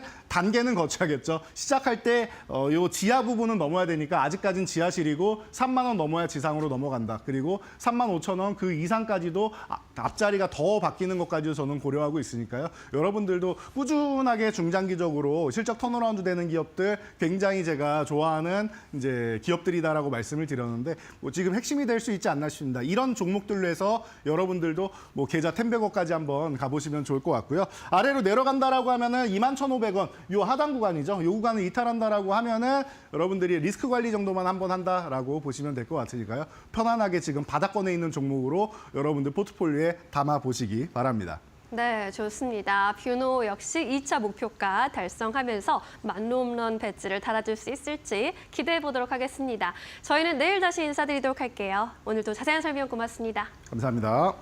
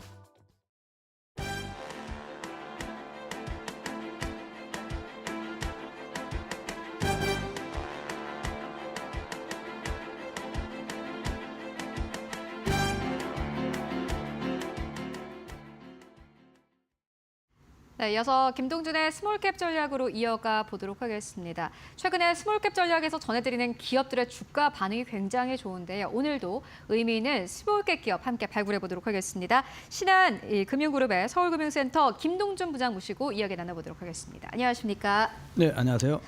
네, 부장님 오늘은 어떠한 스몰캡 기업 가지고 오셨습니까? 예, SPC 삼립입니다. 재평가가 기대되는 1등주다 이렇게 표현할 수가 있겠고요. 양산빵 분야의 독보적인 1위입니다. 신선한 베이커리 분야에서는 파리 크라상이 1위인 상황입니다. 주력인 베이커리 부분의 성장이 계속되고 특별하게 해외 시장 수출 확대도 기대됩니다. 네, 오늘은 SPC 삼립 가지고 오셨습니다. 아마 많은 분들이 잘 알고 계실 빵집 파리바게뜨로 유명한 기업이기도 한데요. 그렇다면 회사 소개 좀 간단히 듣고 가도록 하겠습니다. 예, 이제 파리바게뜨라는 브랜드가 속해 있는 SPC, 그러니까 삼립그룹입니다. 프랜차이즈 글로벌 39위에 올라 있을 정도로 대단히 성장한 브랜드입니다. 토종 브랜드입니다. 오랜 역사입니다. 45년에 상미당으로 또 출발해서 68년에 삼립식품으로 이름을 바꿨고요. 또 86년에 이제 파리 크라상이 됐고, 우리 이제 88년에 파리바게뜨라는 게 이제 처음으로 1호점이 런칭되는 상황입니다. 회사하고 그룹의 브랜드들은 아주 친숙하죠. 먼저 회사를 보면 호빵, 또 정통 크림빵, 여기에 이제 육가공인 그릭 슈바인, 그리고 샐러드인 피그 인 더 가든까지 있는 상황이고, 그룹 차원에서 본다면 비즈니스에 파리바게뜨, 베스킨라빈스, 던킨 도너츠, 파스쿠치, 그리고 쉐이크쉑까지 다양한 브랜드이고, 특별하게 이제 SPC 삼립 브랜드 중에 내일 신규로 런칭이 되는 브랜드가 있습니다. 크보빵입니다. KBO, 한국 프로야구하고 콜라보로 지금 진행되고 있는데 9개 구단의 특성에 맞게 빵을 출시를 하고 180종입니다. 여기에 또 선수들까지, 띠부실까지 연결해가지고 20일부터 오프라인 출시가 되는 이 크보빵도 대단히 브랜드에 영향을 좀 미칠 것으로 보입니다. 지배구조는 최대주주 특수관계인이 사업 지주회사인 파리크라상을 100% 소유하고 있고, 이 파리크라상이 바로 SPC 삼립을 41%, 그리고 다양한 계열 해외 법인들을 소유하는 구조입니다. 네, SPC 삼립 요 기업에 대한 전체적인 소개를 듣고 왔고요. 앞서서 또 부장님께서는 저평가 기대 1등주다 이렇게 언급을 해 주시기도 했습니다. 1등주라고 표현을 하시는 데는 이유가 있으실 것 같은데 경쟁력 어떻게 좀 짚어보면 되겠습니까? 예, 이제 사업 분야는 4가지입니다. 베이커리가 있고, 푸드가 있고, 유통이 있고, 물류 기타가 있습니다. 베이커리라고 하면은 이제 빵, 또 샌드위치, 스낵 이렇게 들 수가 있겠고요. 푸드는 밀가루부터 계란, 떡, 그리고 육가공, 휴게소까지 있는 측면이고, 유통은 이제 식자재, 식재료, 그래서 그룹사하고 그룹의 프랜차이즈 업계들에 납품하는 구도입니다. 전체적으로 본다면은 이제 이 유통사업은 GFS라고 하는 계열사, 그래서 100% 지분을 소유한 회사를 통해서 운영을 하고 있습니다. 사업부별로 매출 비중을 본다면 3대 사업부가 베이커리, 푸드, 유통인데 매출 기준으로는 24%, 20%, 48%가 되겠고, 영업이익 기준으로는 베이커리가 70%, 푸드가 9%, 그리고 유통이 15%를 차지하고 있습니다.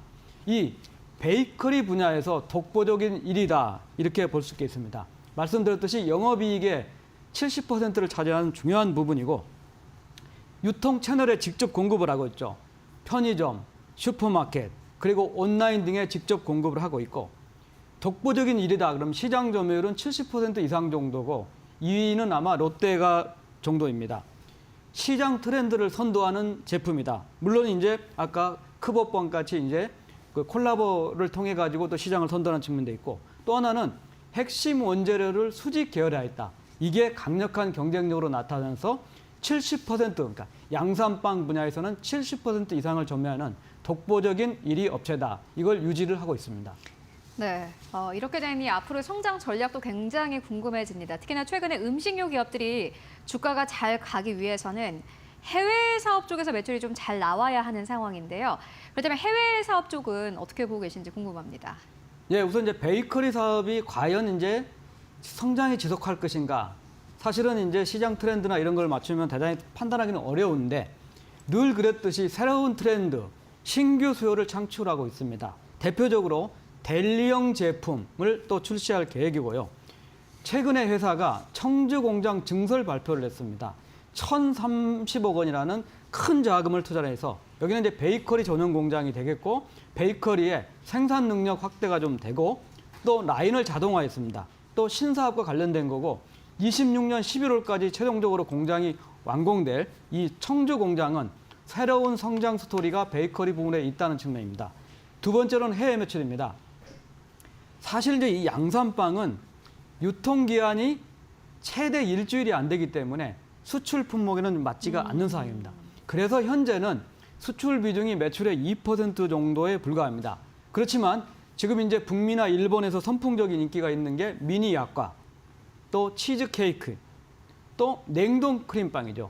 그러니까 유통기한이 짧으니까 냉동 제형으로 해가지고 수출을 하는 이런 전략을 할 것으로 보이고 특별하게 이제 파리바게트가 현지 공장이 중국에 있고 말레이시아에 최근에 완공했고 앞으로 미국에 완공할 거기 때문에 아시아하고 북미 쪽에서는 계열사인 파리바게트하고 시너지가 될 거다 하는 측면입니다. 지금 현재 해외 비중이 2%지만 회사는 조심스럽게 10년 내에 매출의 20%를 해외에서 얻겠다.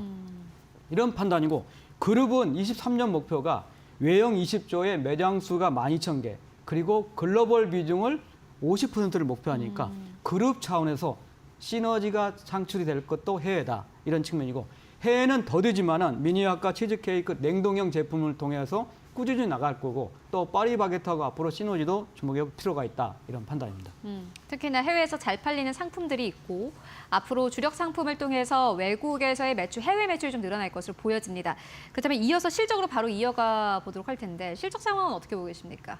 예, 실적에 앞서서 이제 사업 부문별로 영업이익을 회사가 공시를 하고 있는데요. 베이커리 부분은 영업이익률이 7.0, 0%이고 푸드가 1.1, 유통이 0.7, 물류 기타가 2.1% 정도입니다. 사실 이제 베이커리 부분이 성장을 하느냐 이게 전체적인 실적의 가장 중요한 부분이 될 거고 나머지 부분은 한번 살펴볼 필요가 있는 사항입니다. 우선 베이커리 부분은 단가 인상이 예상이 되고 있고 신수요 창출이 되고 또 장기적이지만은 수출 확대를 통해서 성장을 한다. 그래서 핵심 사업이 성장한다는 측면이고 푸드 쪽은 수익을 정상화한다. 얼마만큼 수익 정상화되느냐 하는 측면이고 유통 부분도 역시 지속적인 성장을 하느냐 이런 측면입니다. 사실 SPC3님은 숨은 실적주입니다. 24년 기준으로 4년 연속 영업이익이 사상 최고치를 경신했습니다. 21년에 662억, 600억을 돌파했고 22년에 895억, 그리고 23년에 917억 원, 그리고 24년에 992억 원을 기록해서 4년 연속이고 컨센서스 기준으로 금년도에는 1,067억 원, 5년 연속 돌파할 것으로 보이고 26년에는 1,170억 원 돌파할 거다. 그래서 특별하게 베이커리 부분이 단가 인상, 신수요, 그리고 수출로서 핵심 사업으로서 실적 호전을 주도하고 우상향 실적, 최고 실적 랠리가 계속될 거다. 이런 측면입니다. 1등주라고 하신 이유가 있으신 것 같습니다. 앞으로의 영업이익률 그리고 실적에 대한 좀 기대감을 가져갈 수 있을 것 같고요. 주가도 사실 궁금한데 흐름은 어떻게 보고 계십니까? 예, 음식료 업종 주가들이 뭐 몇백 % 오르고 맞습니다. 최고치를 계속 기록하는 겁니다. 뭐는 이제 해외 시장 쪽에서 선풍적인 인기가 맞아요. 있고 K푸드가 있는 상황입니다. 말씀드렸듯이 수출 비중이 작긴 하지만은 호실적, 이제 금년 기준으로 5년 연속 최대 영업이익을 경신을 지속한다 하는 거고 싸다는 주식이죠. PBR입니다. 24년 기준으로 순자산 대 주가 비용이 0.92배니까 아주 낮은 상황이고 그러네요. 또 예상 실적 대비 PER, 주가 대 수익 비율도 25년에 7배, 26년에 6배 정도니까 숨은 실적주이긴 하지만은 대단히 저평가가 돼 있다. 이런 측면입니다. 다만 이제 아쉬운 점은 액면가가 이제 5,000원인 상태에서 발행 주식 수가 863만 주로 작은 상황입니다. 여기다가 최대 주주 특수 관계인이 파리크라상이 41% 포함해서 74% 가까이 되고 자사주가 6% 정도가 되기 때문에 외국인 2.7%를 감안하면 유통 물량이 20%가 안 되는 상황이기 때문에 투자자 입장에서는 상당히 인내를 가지고 투자를 해야 한다는 측면입니다. 사실 이 과거에 주가 최고치는 40만 원 이상을 넘었던 상황이 있습니다. 이게 공정위 과징금 이슈도 있었고요. 이건 최종적으로 대법원의 승소 판결을 났기 때문에 되돌려 받았습니다. 또 공장 사고로 인해서 불매운동까지 그러니까 이런 부분들이 다 이제 해소가 된 상황이다. 이런 측면이라면 지금 주가가 이제 5만 원 초중반대 여기서 이제 바닥 다지기를 했다고 판단이 드는 거고 네. 시계열상으로 주가 흐름상을 본다면 1차적으로 7만 원대, 2차적으로 10만 원대. 그러니까 역술적으로 그렇게 주가가 떨어졌기 때문에 앞으로 올라갈 때도 거래량도 좀 수반하겠지만 그런 흐름 정도로 가지 않을까. 그러니까 전체적으로 본다면 5년 연속, 6년 연속 사상 최대 실적 경신이 되는 국내 양산빵 분야의 독보적인 1등주고 그룹의 시너지와 더불어서 실적 호전이 지속될 거다. 그러면 주가는 과거에 오랫동안 하락했지만 이제 단계적으로 상승하면서 7만 원, 10만 원 깨기를 장기적인 흐름에서 갈 주식이 아닌가 이런 판단입니다. 네, SPC 3립. 주가가 사실 실적 대비해서는 좀 저평가 상태이고요. 앞으로 긴 시선으로 봤을 때 7만 원대는 물론이고 10만 원대까지 기대를 해볼 수 있다라는 의견을 정리해보고 가도록 하겠습니다. 지금까지 김동준 부장과 함께 이야기 나눠봤습니다. 말씀 고맙습니다. 감사합니다.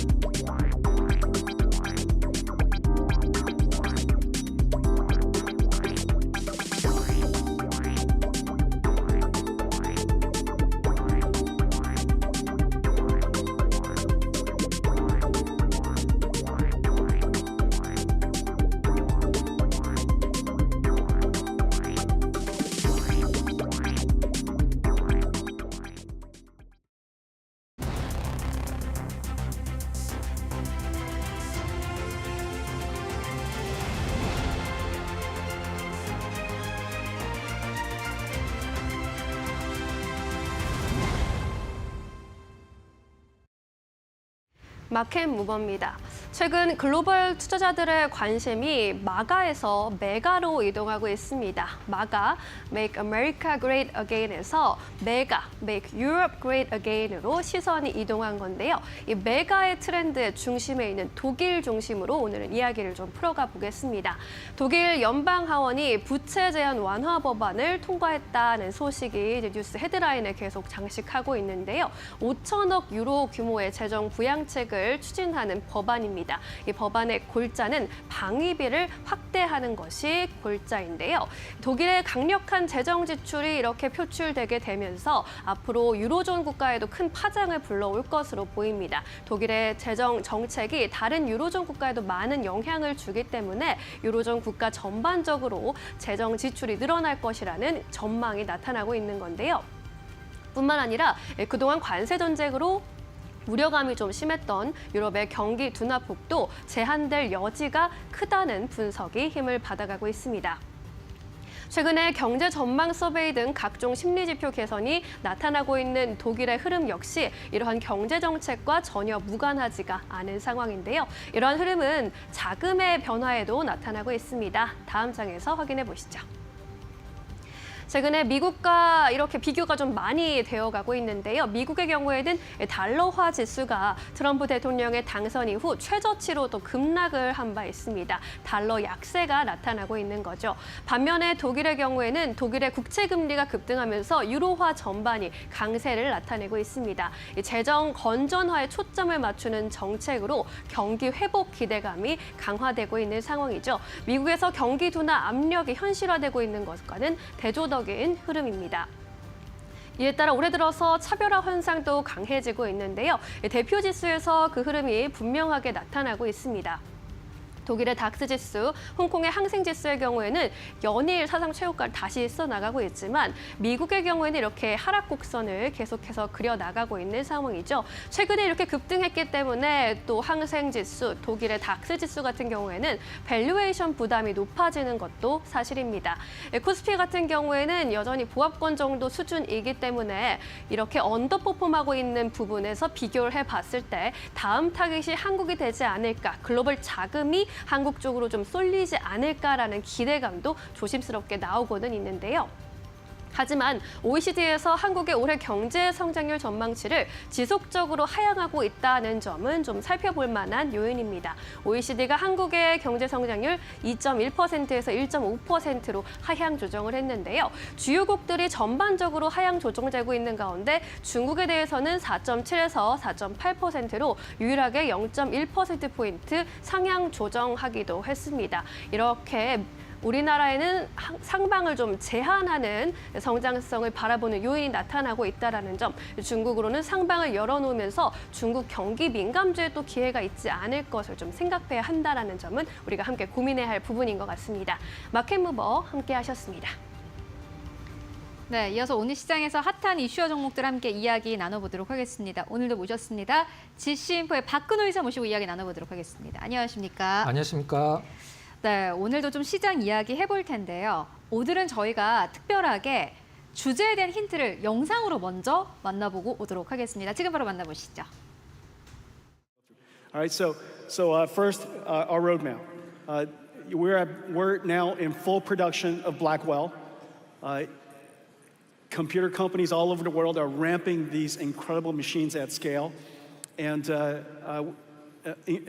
I'm just so pleased and so grateful that all of you worked hard on transitioning into this new architecture. And now, in the second half of this year, we'll easily transition into the upgrade.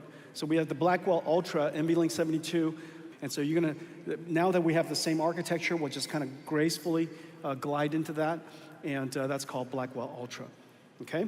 So that's coming second half of this year. The next click, 1 year out, is named after an astronomer, and her grandkids are here. Her name is Vera Rubin. She discovered dark matter. Okay, yep.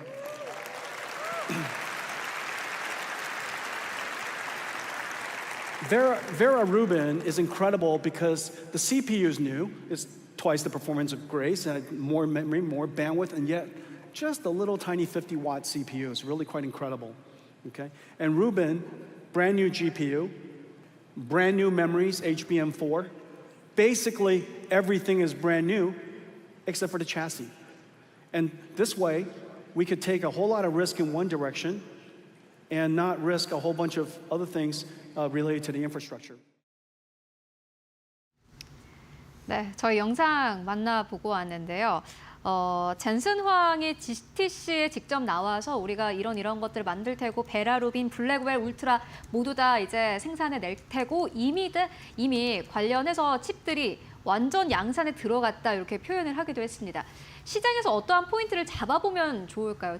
그렇다면 오늘 마켓무버에서 다뤄볼 이야기 바로 주제 만나보도록 하겠습니다. 엔비디아의 GTC 2025 개막을 했고요. 이번 주 계속 진행이 됩니다. 관전 포인트 관련주 영향 전체적으로 좀 짚고 가도록 하겠습니다. 계속 이야기해도 뭐 포인트들은 너무 많을 것 같고요. 박근호 이사님께서는 관전 포인트 어떻게 잡고 계십니까? 네, 관전 포인트 뭐 주식하는 입장에서 관련주들이 뭐 어떻게 움직일까 그게 가장 중요할 것 같은데요. 엔비디아가 이제 빠졌기 때문에 좀 약간 김이 빠져서 좀 시작을 좀 했죠. 어제 이제 우리나라 시간으로 새벽 2시인가요?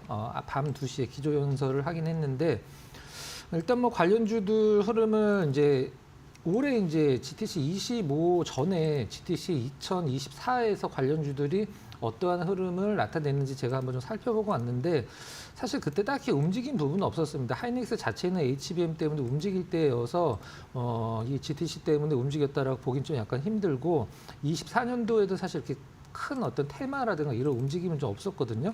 근데 이번에 이제 엔비디아 개발자 컨퍼런스에서 사실 뭐 HBM이나 이런 것들이 좀 뭐 부각이 되긴 했습니다만 로봇이라든가 아니면 방금 전에 소개된 이제 다 사람 이름으로 이제 정화준, 이제 루빈, 그다음에 냉각, 뭐 양적 컴퓨터 이런 식이 이제 어느 정도 시장에서 관심을 받지 않을까라고 생각을 했는데 일단은 지금 개막이라고 해야 되겠죠. 개막을 했는데 관련주들 움직임이 이렇게 크게 나타나지 않는 걸로 봐서는 이번에는 딱히 어떤 이런 관련주들에 대한 시장의 관심도가 이렇게 크지 않은 것을 좀 볼 수 있다라고 이제 말씀드릴 수 있고요. 다만 한 가지 좀 약간 시장에서 주목을 하는 단어가 이제 하나가 좀 나왔죠.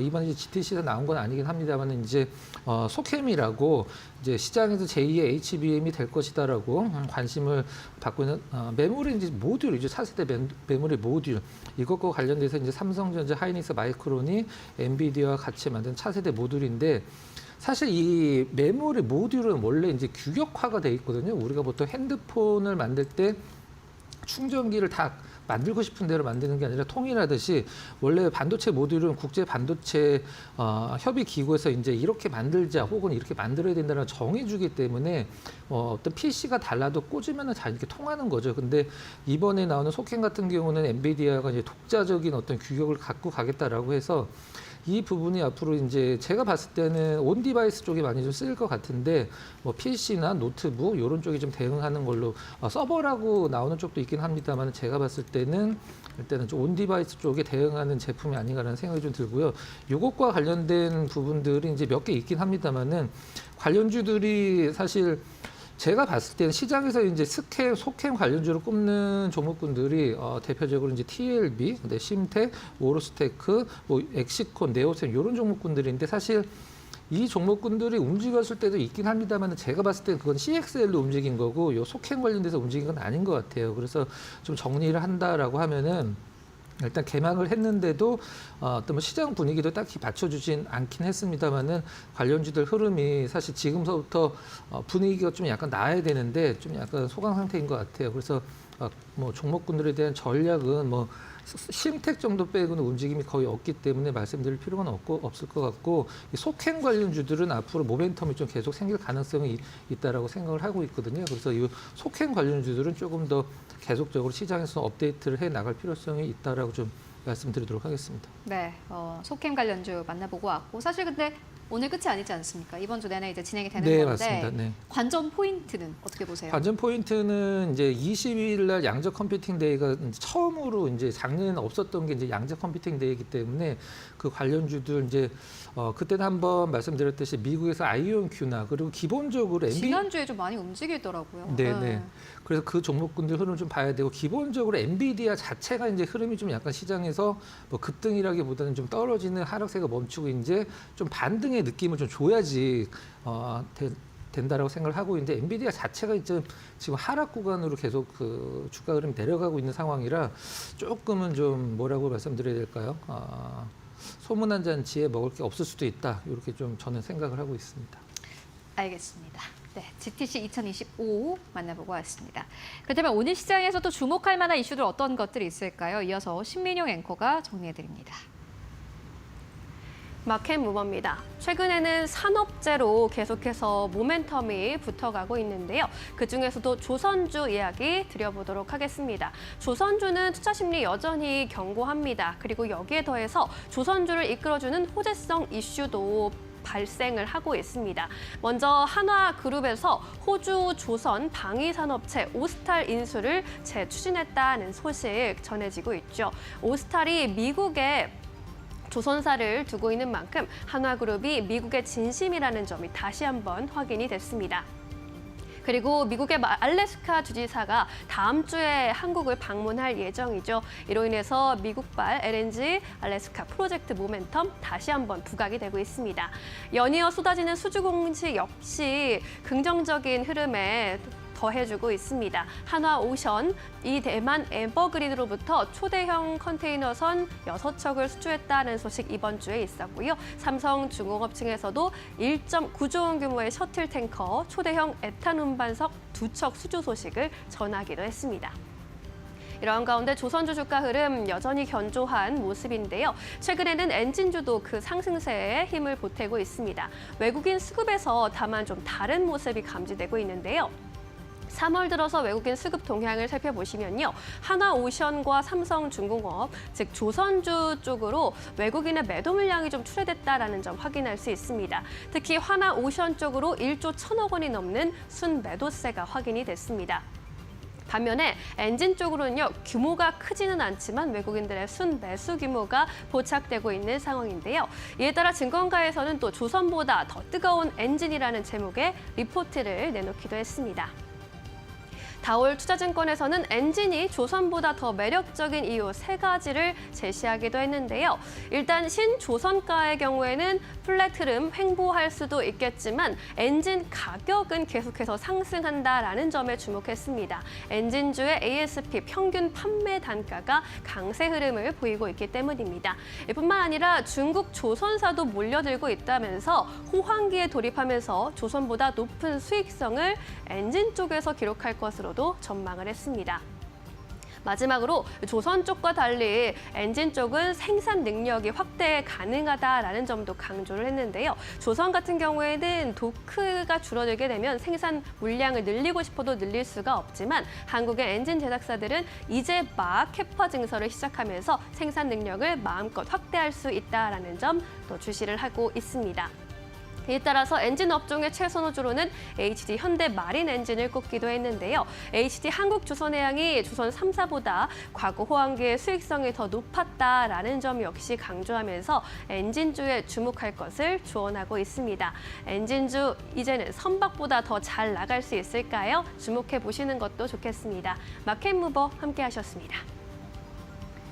네, 이어서 오늘 시장에서 좀 주목해볼 만한 기업들 하나하나 만나보도록 하겠습니다. 먼저 박근호 이사님께서 가지고 오신 첫 번째 기업은 넥센 타이어입니다. 오늘 약보합에서 거래가 되고 있고 보니까는 최근에 5거래일 동안 상승 탄력을 조금씩 가지고 왔습니다. 10거래일 기준으로 했을 때는 하루 빼고 계속해서 주가는 오르고 있는 상황이고요. 보니까 오늘 아침에 이 종목 하셨던데 그만큼 중요하게 보시는 걸까요? 악재가 좀 있었었는데요. 그게 이제 해소가 될 가능성이 좀 높아져서 지금 당장은 아직은 뭐 거래량이나 이런 것들이 좀 약간 시장에 관심을 못 받고 있긴 합니다만은 작년에 매출은 이제 역대급 실적을 보여주긴 했습니다만은 하반기에 좀 그 영업이익이 다운된 그 요소가 이제 해결될 기미가 보이기 때문에 일단은 관심권에 좀 두자라고 생각을 해서 좀 소개를 좀 시켜드리도록 하겠습니다. 일단 타이어 업체들이 작년에 다 좋았죠. 근데 자동차 완성차들이 안 좋았는데 타이어들이 좋았다라는 것은 아무래도 이제 교체형 타이어가 좋았다라는 뜻이 될 텐데 지금 이제 자동차 업체도 마찬가지고 이런 부품주들 그다음에 타이어 업체들도 미국의 관세를 어떻게 대응하느냐가 지금 이제 초미의 관심사고 기업적으로 가장 해결해야 될 이제 급선무라고 볼 수 있을 텐데 보통 타이어 업체들이 미국 쪽의 매출이 거의 한 20-30%가 나오죠. 근데 우리나라 이제 타이어 3사별로 어떤 식으로 대응하는지 간단하게 좀 설명을 드리면 한국 타이어랑 금호 타이어는 미국에 공장이 있습니다. 사실 근데 그 뭐 공장이 어느 정도 규모가 되긴 합니다만은 이 타이어는 원래 공예 산업이기 때문에 선진국들은 그 자체 내 국가 내에 이제 어떤 고무를 다루는 공장들을 거의 안 두려고 하거든요. 그래서 동남아 쪽으로 이제 수입을 많이 하는데 이 넥센 타이어 같은 경우에 일단은 미국에 공장은 없고 현재 창고가 이제 큰 게 한 4개가 있는데 그 공장을 증설을 해서 관세가 나오기 전에 먼저 이제 그쪽으로 물건을 선적을 해서 보내서 이제 좀 대응을 하겠다라고 얘기를 하고 그다음에 동남아 쪽에 공장이 있죠. 그 부분을 증설을 해서 대응을 하겠다라고 이제 지금 사측에서는 밝히고 있는 부분이고요. 작년에 이제 하반기에 넥센 타이어의 가장 큰 악재라고 할 수 있는 부분이 무엇이었냐면 미국에 이제 그 ATD라는 기업이 있습니다. 아메리칸 타이어 디스트리뷰터라고 해서 한마디로 이제 타이어 뭐 도매 기업이라고 보시면 될 것 같은데 파산을 했어요. 지금 넥센 타이어 굉장히 중요한 고객사 중에 하나였었는데 이 기업이 파산을 하면서 넥센 타이어 같은 경우 이제 그 매출 채권을 실질적으로 이제 처음엔 못 받을 줄 알았었는데 나중에 받았죠. 이제 매출 채권은 한마디로 이제 어음이죠. 주거나 뭐 물건을 주고 못 받은 돈 그 부분을 다 회수를 했다라고 이제 넥센 타이어 측에서 밝혔고 중요한 것은 이 미국 쪽의 가장 큰 고객사라고 할 수 있는 ATT가 일단은 미국 지금 법원에서 매각 승인이 났어요. 그럼 다른 기업이 인수를 해서 이제 경영을 정상화한다라고 하면은 넥센 타이어는 작년에 가장 큰 악재라고 할 수 있는 부분들이 올해는 오히려 이제 주가가 빠졌기 때문에 호재로 작용할 수 있는 부분들이 있거든요. 그 부분들이 이제 올해 상반기에 넥센 타이어의 실적을 견인할 것이다라고 시장은 좀 약간 예상을 하고 있는 부분인 것 같아요. 그리고 만약에 이런 식으로 이제 생각을 할 수가 있는 거죠. 그 관세 때문에 우리나라 타이어 기업들, 특히 넥센 타이어의 미국 쪽에 공장이 없는 가격이 비싸진다라고 하면은 과연 그 공급선이 바뀔 것이냐. 근데 타이어 같은 경우는 자동차를 개발할 때 그 OE 타이어라고 하는 것은 장착돼서 나오는 타이어는 같이 개발을 들어가거든요. 그래서 그냥 규격에 맞는 것을 갖다 끼는 게 아니라 타이어 기업과 자동차 회사가 타이어를 그 자동차에 맞게 같이 개발하기 때문에 공급 계약이 장기적이라 일단은 당분간은 어떤 공급선이 변화가 될 가능성은 없다라고 이제 넥센 타이어는 밝히고 있는 상황인 것 같아요. 자, 차트 한번 보면서 좀 약간 특이한 부분 설명드리도록 하겠습니다. 네. 지금 차트에 2월 이제 긴 음봉이 하나 있는데요. 그러네요. 이날은 넥센 타이어 자체적으로 어떤 악재가 있어서 노이즈가 있어서 떨어진 게 아니라 2월 말에 시장이 상당히 안 좋았죠. 그것 때문에 이제 떨어졌다라고 보시면 될 것 같고 여기에서 이제 주목해야 될 부분은 다른 게 아니라 우리가 이제 하락하는 차트가 있었을 때 가장 마지막에 이제 상승으로 전환하기 전에 나오는 어떤 그 공통된 특징이 있어요. 그 특징이 뭐냐면 바로 매도 클라이막스로 인한 거래량이 크게 증가한다는 부분이 있는데 쉽게 설명하면 매도 클라이막스 이제 팔 사람들은 다 파는 날이 되겠죠. 앞으로 이제 매도량이 줄어드는 어떤 그런 구간이 나오는데 바로 2월 말에 어떤 넥센 타이어 매도 클라이막스는 거래량을 봤을 때 나왔다라고 볼 수 있고요. 차트는 좀 약간 러프하게 반등을 주고 있는데 정리를 하면 지금 딱 정확하게 1년 가까이 떨어지고 있는 넥센 타이어가 저점을 잡았다라고 말씀드리긴 힘들긴 합니다만은 작년 하반기에 넥센 타이어의 실적을 좀 약간 악화시켰던 요소가 올해 상반기에 해소가 거의 확실시 되기 때문에 좀 지켜보면 어떨까 해서 좀 설명을 드렸습니다. 네, 첫 번째 기업 넥센 타이어 만나보고 왔습니다. 앞으로 주가 반등에 대한 좀 기대감이 강한 기업이다라고 정리해보고 가도록 하겠고요. 이어서 두 번째 기업 바로 만나볼게요. 두 번째 기업은 월덱스입니다. 이미 몇 번 가지고 오신 기업이고 오늘 보니까 주가가 6% 가깝게 상승세 나오고 있고 주가 흐름이 꽤 좋았어요. 안 가지고 오신 동안 보니까는 주가 흐름이 굉장히 좋았는데 네.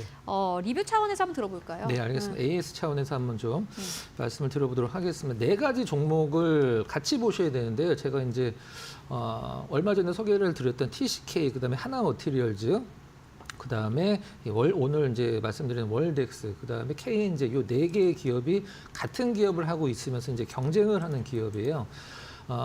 이제 하나머티리얼즈, TCK, 그다음에 월덱스, KNJ 이제 앞에 두 종목, 뒤에 두 종목의 차이는 제가 항상 강조를 드리는 비포어 마켓 제품을 만드는 기업이냐, 실리콘 링을 만드는 기업이에요. 이게 웨이퍼를 감싸고 있는 비포어 마켓 제품을 만드느냐 아니면 애프터 마켓 제품을 만드느냐의 차이인데 비포어 마켓은 장비사를 통해서 들어가는 거고요. 애프터 마켓은 뭐 이런 삼성전자나 하이닉스가 직접 사서 그 장비에다가 적용을 하는 소모성 부품을 애프터 마켓이라고 하죠. 지금 제가 봤을 때 애프터 마켓 쪽의 주가 흐름이 더 좋은 것 같아요. 근데 월덱스 같은 경우는 일단 가장 중요한 부분이 작년의 실적도 작년에 완전 100개의 반도체 기업 중에 23년도 대비해서 24년도 실적이 좋아진 기업이 몇 개 정도 있나라고 하면은 제가 봤을 땐 채 10개가 안 되거든요. 근데 그렇죠. 월덱스 같은 경우는 작년에 실적도 선방을 굉장히 좀 잘했고 일단 뭐 우리나라에서 반도체 관련주 기업들이 뭐 고객사를 어디로 두고 있냐라고 하면은 당연히 뭐 삼성전자, 하이닉스는 당연한 거고 가장 중요한 게 이제 키옥시아라든가 이제 인텔을 두고 있는 인텔은 좀 논외로 하고 지금 낸드 쪽에 어떤 업황이 좋아지고 있기 때문에 키옥시아는 이제 낸드 기업이라고 보시면 되죠. 하이닉스가 인수한 인텔에서 인수한 일단 이 키옥시아 쪽의 매출도 상당하기 때문에 월덱스가 지금 다른 앞서서 말씀드린 하나머티리얼즈나 뭐 KNJ, TCK와 같은 다른 기업들보다 지금 시장에서 조금 더 주가 흐름이 잘 나오지 않나라는 생각이고요.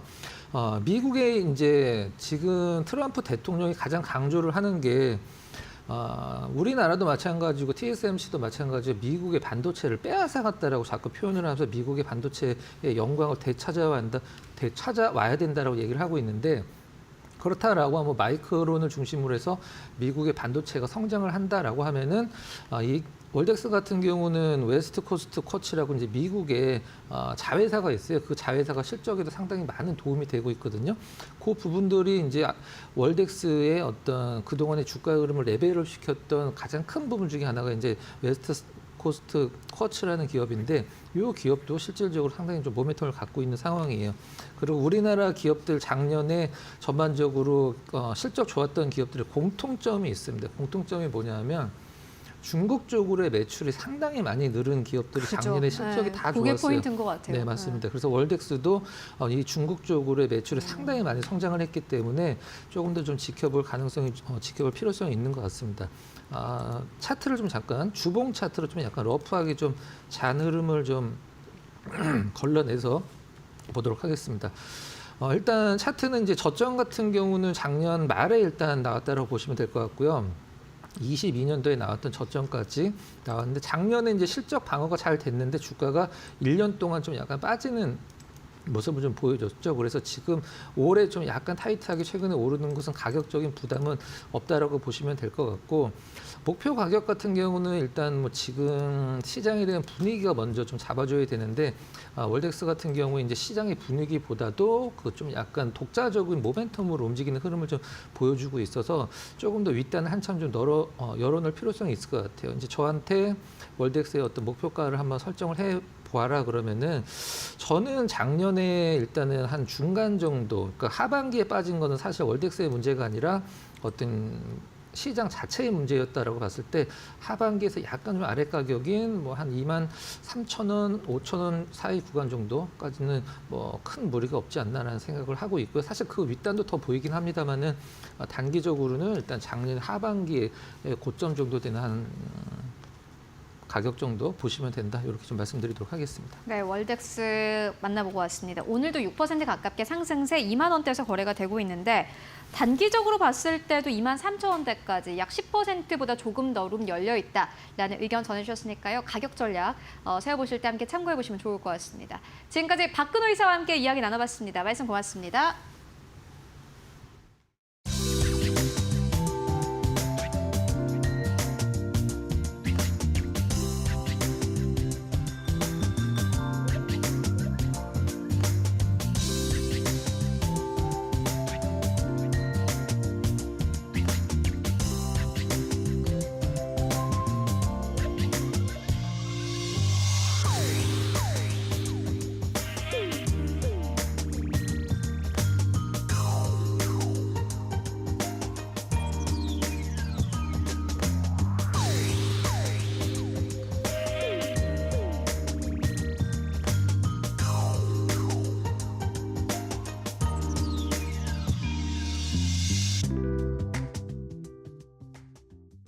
네, 마감 전략 세워보고 가도록 하겠습니다. SK증권 2000 PB센터로 가보도록 하겠습니다. 서영훈 차장 연결되어 있습니다.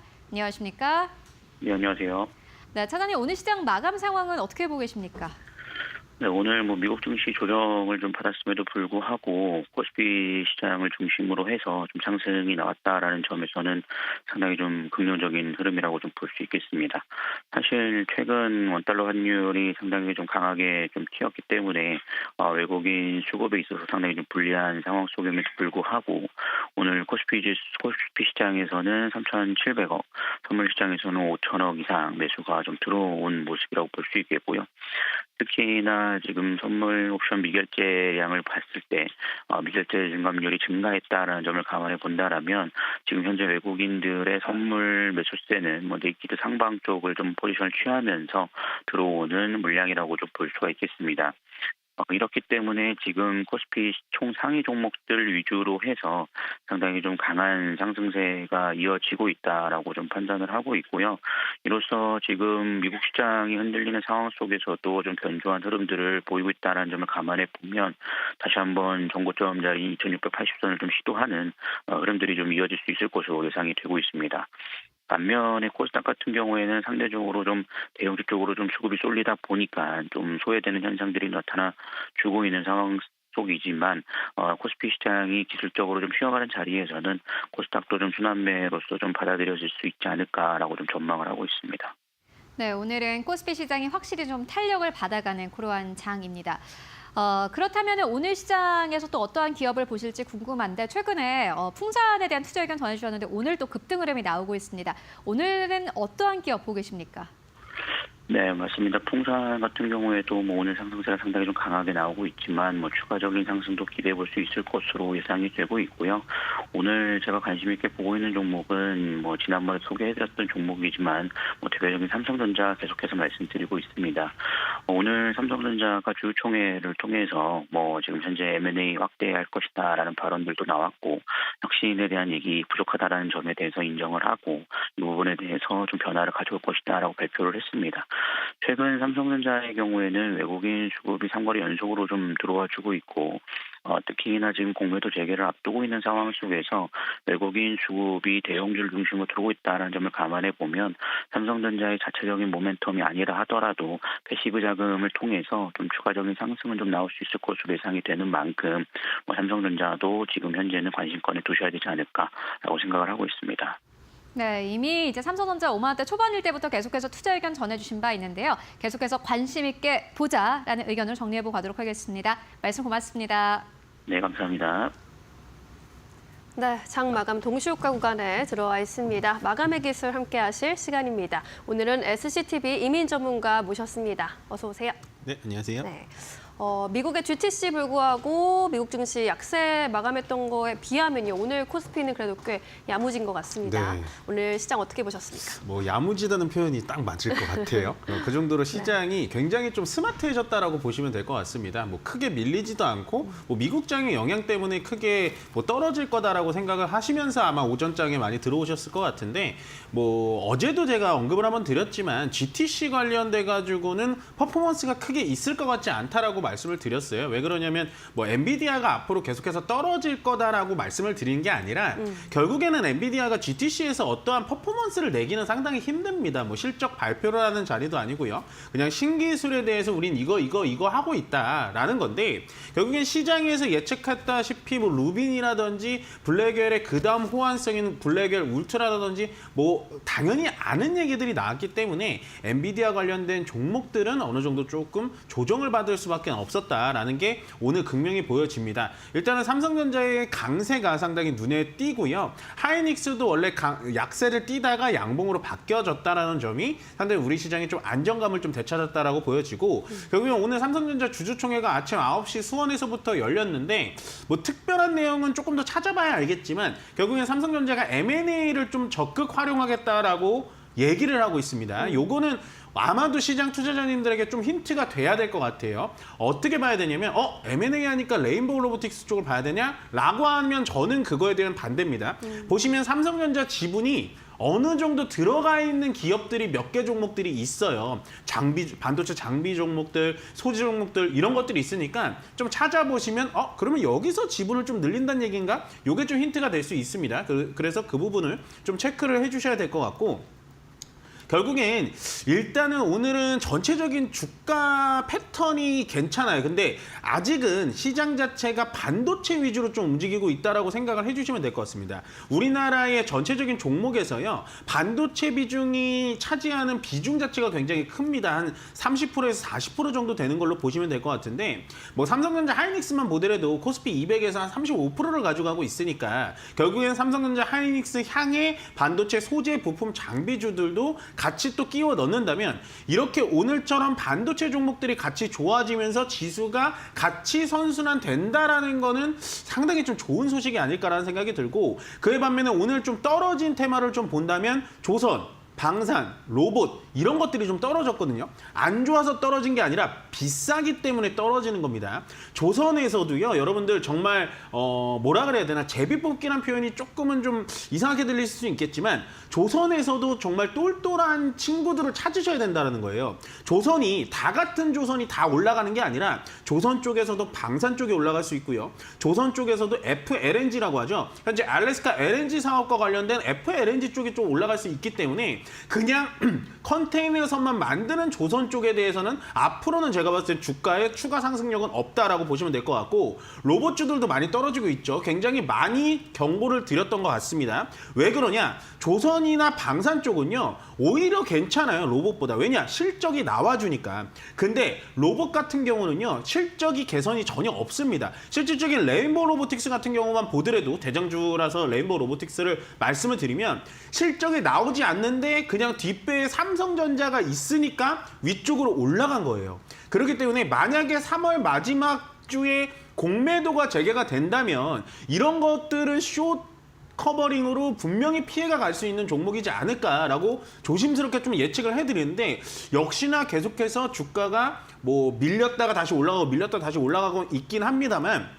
보시면 정고점을 넘어가기는 상당히 좀 쉽지 않은 그런 레인보우 로보틱스의 움직임이지 않을까라는 생각이 들고 마지막으로 코스피 지수를 좀 보자면요. 오늘 2624포인트를 기록하고 있습니다. 우리가 코스피 지수 자체는요.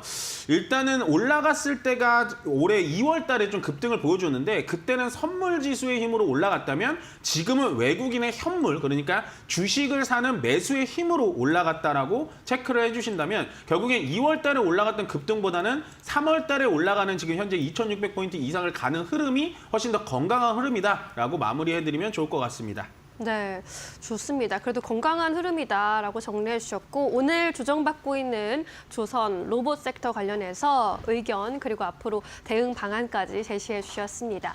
현재 구간에서도 코스피 지수는 오름세 잘 유지해 주고 있네요. 0.5%대 탄력 전일 대비 15포인트가량 끌어올렸고요. 2567.25포인트 지나가고 있습니다. 코스닥 지수의 경우에는 낙폭을 현재 조금 더 키우는 모습입니다. 마감 상황 봐야겠지만 738포인트 지나가고 있습니다. 오늘 코스피 쪽에서 외국인과 기관이 3거래일 연속 동반 순매수세 나타냈습니다. 외국인이 3천억 원 이상, 기관이 2천억 원 이상의 매수 우위 기록하고 있고요. 개인의 경우에도 6천억 원 이상 매도 우위를 나타내면서 팔자세 이어가고 있습니다. 코스닥 수급도 마지막으로 확인해 보시면요. 외국인과 기관의 동반 매도 우위, 개인 나 홀로 매수세 이어지고 있습니다. 우리 시장 이렇게 해서 마감해 보도록 하겠습니다.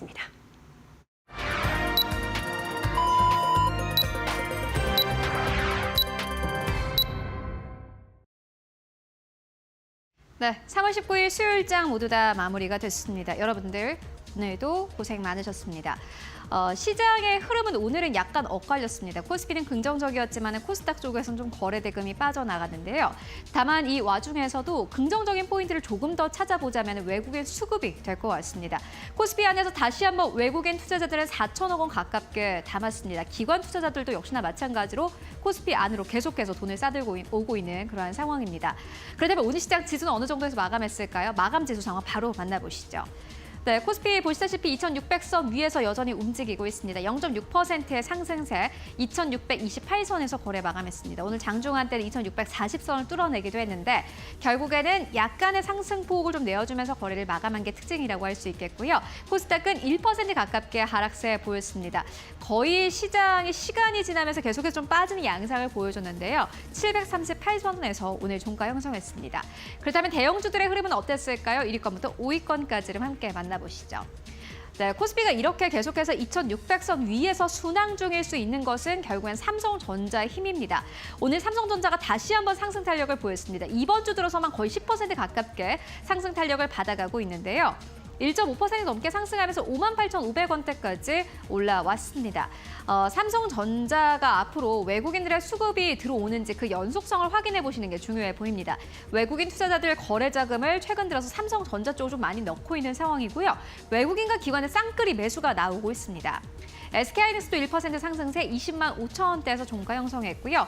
SK하이닉스는 최근 들어서 20만 원대를 뚫어낸 이후로 20만 원대에서 계속해서 횡보 흐름을 보여주고 있습니다. LG엔솔 1.6% 상승세 33만 원대, 현대차 1.7% 상승세, 다만 삼성바로직스 오늘 소폭 빠지면서 107만 원대에서 종가 형성했습니다. 이어서 다음 기업들 만나보시죠.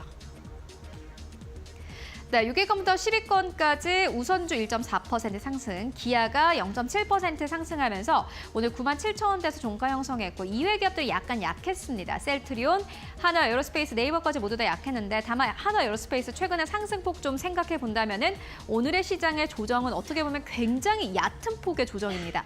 1%의 하락세 75만 6천원대에서 종가 형성했고요. 11위권부터 15위권까지를 함께 만나보고 가시죠. 네, 11위권부터 15위권까지 포스코홀딩스 2.4% 넘게 상승세 보였습니다. 철강주가 오늘 또 상승 흐름을 보인 게 특징이라고 할 수 있겠고요. 현대모비스도 오늘 2% 넘게 상승세 27만 원대까지 올라가면서 거래 마감했습니다. 다만 HD 현대중공업, 한화오션은 오늘 1%대 조정을 받았습니다. 그렇다면 코스닥 쪽은 어땠을까요? 코스닥 1위권부터 5위권까지를 함께 만나보시죠.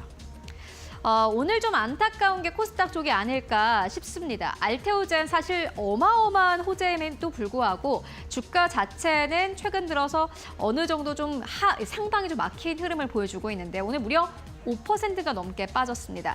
최근의 고점이 어제의 고점이었습니다. 52주 신고가를 경신하면서 45만 원대를 넘어서기도 했는데요. 오늘은 차익을 실현하는 그러한 모습이 나왔고요. 다만 뚜렷한 악재는 없는 상황입니다. 그냥 코스닥 쪽에서 거래대금이 빠져나가면서 그 거래대금 자체가 코스피 쪽으로 들어가고 있고요. 이에 따라서 코스닥 내에서 가장 큰 호재를 가지고 있는 기업들의 주가의 낙폭이 커지는 장이었습니다. HLB도 마찬가지입니다. 6% 넘게 하락세 71,900원대에서 오늘 종가 형성했고요. 에코프로 비행, 강보합권, 레인보우 로보틱스 오늘 좀 강력한 조정이었습니다. 4.7% 넘게 조정받으면서 30만 원대에서 종가 형성했습니다. 이어서 6위권부터 10위권까지를 함께 만나보시죠. 네, 6위권부터 10위권은 더 안 좋았는데 삼천당제약 4% 넘게 조정, 리가켄바이오 2% 넘게 조정, 클래시스 5% 가깝게 조정, 파마리서치도 4% 가깝게 조정받았습니다. 다만 6위권부터 10위권 가운데 눈에 띄는 한 가지 기업이 있네요. 휴젠입니다. 오늘 전체 지수 대비해서는 크게 빠지지 않았고요. 0.6%의 약간의 조정입니다. 33만 원대에서 종가를 형성했습니다. 네, 지금까지 코스피 코스닥 마감 상황 함께 살펴보고 왔습니다. 네, 오늘 반도체 업종, 특히 반도체 투탑이 코스피 견인해주기도 했는데요. 반도체 업종에 대해서 부정적인 전망을 고수했던 미국의 투자은행 모건 스탠리 측에서 삼성전자와 SK하이닉스의 목표 주가를 끌어올렸다라는 소식도 영향을 주고 있습니다. 계속해서 내일 시장도 전망해 보도록 하겠습니다. 내일장은 어떤 점 주목하면서 좀 준비해 보는 게 좋을까요? 일단은 요즘엔 전략이 좀 중요할 것 같아요. 일정에 따라서 주가가 좀 많이 움직이고 지수 자체가 좀 쉽지는 않은 위치에 와 있기 때문에 네. 일정이 상당히 중요할 거라고 보여지는데요. 일단은 이번 주에 마이크론 테크놀로지, 그러니까 미국 기업이죠. 미국 반도체 기업의 실적 발표가 있습니다. 뭐 관련된 반도체 기업의 실적이라서 중요할 수도 있겠지만 일단 마이크론이 하는 사업체를 잘 살펴보면요. 낸드 프레시라든지 그다음에 D램을 만들고 있습니다. 이렇다라는 건 결국엔 세계 점유율 1위를 가지고 있는 삼성전자 그리고 2위인 하이닉스와 완벽하게 결이 같다라는 거죠. 물론 뭐 비중의 차이는 좀 있습니다만 마이크론의 실적이 굉장히 중요하다라고 보여지고 결국엔 마이크론의 실적 발표가 왜 중요하냐. 이게 마이크론 실적 발표 나올 때 항상 이 증권업에서 하는 그 습관적인 그 별명이 있는데 반도체계의 풍향계라고 불리는 게 바로 이 마이크론의 실적이에요. 그 이유가 뭐냐면 마이크론의 회계 뭐라 그래야 되나? 회계 기준이 좀 다르거든요. 마이크론이 쓰는 회계 기준은 비표준 회계 연도를 좀 쓰고 있습니다. 예를 들어서 우리나라의 삼성전자와 하이닉스는 1월부터 12월을 따져가지고 1분기, 2분기, 3분기, 4분기를 나눠서 회계 실적을 발표하잖아요. 근데 마이크론 테크놀로지는 저는 뭐 이유까지는 정확하게 모르겠습니다만 마이크론 테크놀로지가 하는 거는 저 9월 달부터 시작해서 다음에 8월 달까지 회계 연도를 조금 다르게 써요. 그래서 조금 쉽게 설명을 드리면 마이크론 테크놀로지의 1분기 실적이 나오면 그게 바로 우리나라 삼성전자 하이닉스의 1분기 실적, 올해 1분기 실적의 선행 지표라고 보시면 되고 이번에 발표되는 마이크론 실적의 2분기 실적은 또 3개월 빠르니까 삼성전자 하이닉스가 또 발표하는 1분기 실적의 선행 지표라고 보시면 될 것 같아요. 네. 그래서 마이크론 실적이 굉장히 중요한데 가뜩이나 요즘에 삼성전자와 하이닉스의 주가의 움직임이 굉장히 좋기 때문에 아마도 마이크론 실적이 괜찮게 나와준다면 삼성전자, SK하이닉스의 레벨업을 할 수 있는 좀 주가의 기폭제가 될 수 있지 않을까라는 생각이 들고 물론 1분기 마이크론 실적을 봤을 때 실적이 되게 좋게 나왔었어요. 1분기 실적이. 그러니까 작년 9월 실적이 좋게 나왔다는 얘기겠죠. 근데 마이크론 실적이 그때 당시에 떨어졌습니다. 아니, 주가가 떨어졌습니다. 네. 그 이유가 뭐냐면 마이크론의 가이던스라고 하죠. 주가의 앞으로의 예측치, 우리 기업 앞으로 어떻게 할 거예요. 이게 가이던스인데 그 가이던스가 낮게 측정이 되자마자 실적은 좋게 나왔는데 주가는 떨어졌어요. 그래서 이번에도 마이크론 실적이 나올 때 실적에만 집중하지 마시고 마이크론이 내놓는 가이던스와 그다음에 마이크론이 주력으로 만드는 낸드 플래시와 디램에 대한 반도체 업황과 반도체 가격에 대해서 집중을 해본다면 저는 상당히 이번에 좀 중요한 기로에 서 있지 않을까라고 생각하기 때문에 마이크론 실적에 대해서 집중을 좀 해보셔야 될 것 같고 그다음에 이번 주 토요일입니다. 3월 22일에 한중일 외교장관 회의가 있어요. 물론 뭐 대통령들이 만나면 더 좋겠지만 그런 상황이 아니기 때문에 외교장관이 나오는데 일단은 제가 봤을 때 한중일보다는 한중이 더 중요할 것 같습니다. 중국이 여러분들 많이 아실 거예요. 왕이 부장이라고 이제 그분 외교부장인데 네. 그분이 시진핑 주석의 첫 측근이거든요. 그분이 어쨌든 중국 대표에서 옵니다. 그래서 한중일 3자 회담도 있지만 한중, 한일 이렇게 양자 회담도 준비가 돼 있으니까 이번에 중국과의 회담에서 어떠한 시너지가 좀 나올 수 있을지 좀 체크를 해보셔야 되는데 결국에는 중국과 얘기가 나오는 거는 제가 봤을 때는 올해 10월에 열리는 우리나라 경주에서 열리는 에이펙 회담에 시진핑 주석을 어떻게 초대할 것인지 이게 좀 나올 것 같고 그다음에 한한령이 중국은 없다고 하지만 어쨌든 한한령 해제에 대한 임팩이 어느 정도 좀 나오지 않을까라는 생각이 듭니다. 그래서 한한령 해제에 대해서 우리나라 뭐 미디어라든지 엔터라든지 이런 것들이 잠깐 한 이틀 정도 반짝했다가 다시 수그러들었는데 이번 기점으로 해가지고 저는 아직 죽었다라고 판단되지 않거든요. 충분히 다시 한번 일으킬 수 있는 그러한 섹터이기 때문에요. 앞으로도 요 외교장관 뭐 이런 것들에 대해서 체크를 해보는 게 확실히 좋을 것 같다라고 생각합니다. 네, 미국 마이크론의 실적이 나옵니다. 반도체계 풍향계라고 불리는 만큼 국내 반도체 기업들, 특히 투탑의 실적 미리 가늠해 볼 수 있는 선행 지표로 활용해 볼 수 있겠고요. 주말에는 한중일 외교장관 회의 있는데 특히 중국과의 이야기 어떤 시너지 낼 수 있을지 주목해 보자라고 조언해 주셨습니다. 이제 내일장 시초가 공략주로 좀 넘어가 보도록 할게요. 어떤 종목으로 좀 집중적으로 준비를 해보는 게 좋을까요? 어제는 좀 안정적인 종목이었다면 오늘은 약간 이제 신고가 영역을 치고 있는 조금 재빠른 종목으로 좀 공격적으로 준비했는데 가나요? 네, 오늘은 좀 이제는 네. 시장이 좀 좋아지니까 공격적인 종목도 괜찮거든요. 네. 파미셀이라는 종목을 좀 준비했습니다. 네. 딱 종목 이름만 들으면 여러분들 제약바이오 쪽이네 에이 별로야 라고 하실 수 있는데 실질적인 이 기업은 제약바이오도 하고는 있습니다만 두 가지 사업 분야로 보셔야 돼요. 어떻게 보셔야 되냐 바이오 케미칼 부분하고 바이오 메디칼 부분을 보셔야 됩니다.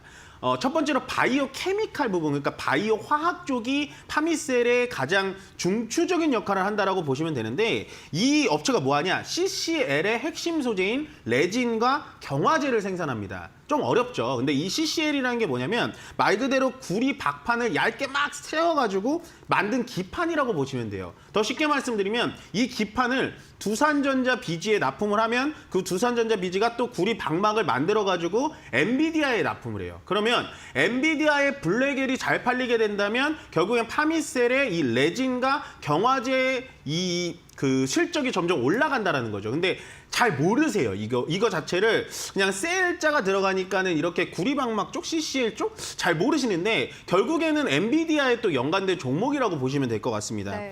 그래서 결국 일단 제가 봤을 때 이 레진과 경화제 쪽이 뭐 하는 거냐면 레진이라는 건 구리방막을 붙이는 거고요. 이 경화제라는 건 레진이라는 게 액체로 돼 있는데 경화제를 딱 들어가면은 이게 빠르게 굳어요. 그러면 레진 매출이 올라가게 되면 경화제 매출도 같이 올라가게 됩니다. 그러면 이 파미셀이 뭐를 했냐? 2023년도 11월 달부터 경화제 공장을 2공장, 3공장 증설을 하면서 결국에는 이 구리 방막에 대해서 많은 투자를 했기 때문에 앞으로 엔비디아의 블랙엘이 점점 더 팔리면 팔릴수록 결국엔 파미셀까지도 주가의 흐름이 좀 좋아질 수 있다라고 생각이 들고 이 레진 쪽하고 경화제 부분이 2024년도에 한 297억 정도 매출을 했어요. 근데 25년도 예측치가 얼마냐면 1,100억 원입니다. 거의 약 3.5배가량 주가가 좀 매출 실적이 좀 늘어날 것이다라는 얘기가 나오고 있기 때문에 지금부터 좀 보시면 좋을 것 같고 더군다나 이 레진과 경화제 쪽을 계속 말씀드리는데요. 이쪽에 좋은 이유가 뭐냐면 현재 OP 마진율이라고 하죠. 내가 10,000원어치 팔면 얼마나 남느냐 이건데 현재 10,000원어치 팔면 3,000원이 남습니다. 그러니까 OP 마진율이 30%예요. 여러분들 재무제표를 많이 공부해 보시면 알겠지만 영업이익률이 뭐 피부 미용 쪽 뭐 이쪽 말고는 30% 넘는 업종이 없어요. 네. 그럼 얘네들의 레진과 경화제는 30%인데 앞으로 매출이 더 늘면 이 영업 OP율도 50%까지 좀 올라갈 수 있지 않을까 그렇게 좀 예측을 해보는 바고요. 마지막으로 바이오 메디컬 부분 말씀드렸죠. 근데 이 부분은 살짝 좀 작아요. 매출 비중도 3% 정도밖에 되진 않고 실질적인 줄기세포 치료제 쪽을 연구하고 있긴 한데 영업적으로는 좀 적자가 나고 있긴 합니다. 그게 아마 주가에 좀 반영이 되는 것 같은데요. 그 부분 말고라도 어쨌든 지금 뭐 고형암이라든지 임상 쪽도 많이 진행을 하고 있으니까 바이오 메디컬 쪽은 좀 미래 지향적으로 보신다면 저는 파미셀도 꽤 편안한 선택지가 되지 않을까라는 생각이 듭니다. 네, 파미셀을 짚어주셨습니다. 이 바이오주, 제약 바이오 쪽 전반적으로 회복 기대감 높아지고 있는 것 같습니다. 전통적인 성수기인 2분기가 또 다가오고 있기 때문인데요. 이 파미셀의 경우에는 두 가지 사업부 나눠서 좀 정리를 해주셨는데 화학 케미컬의 경우에 엔비디아와 연관성도 있고 레진, 경화제 생산 분야에서 매출이 잘 나오고 있고 앞으로 마진율도 더 높아질 수 있겠다라고 정리해 주셨습니다. 메디컬 사업부 같은 경우에는 미래지향적으로 좀 긍정적으로 바라보고 계신 것 같은데 그렇다면 이 종목 가격 전략은 어떻게 가져가는 게 좋을까요? 네, 일단은 계속해서 가격이 올라가고 있는데 오늘 7% 급락이 나오긴 했어요. 다른 뭐 이슈가 잡히는 것 같지는 않은데 뭐 요게 이제 차트를 보시면 항상 이런 패턴이 나오는 거예요. 올라갔다가 조정받고 올라갔다 조정받고 올라갔다 조정받는데 사실은 우리가 여기서 개인 투자자님들이 좀 헷갈리십니다. 조정을 받을 때 언제까지 조정을 받을 거냐 뭐 이런 거를 보실 부분 많고 조정을 받다가 어디서 손절을 해야 되냐라고 한다면 일단은 이런 급등주들은요 5일선을 해치지 않으면 계속해서 끌고 가셔도 돼요.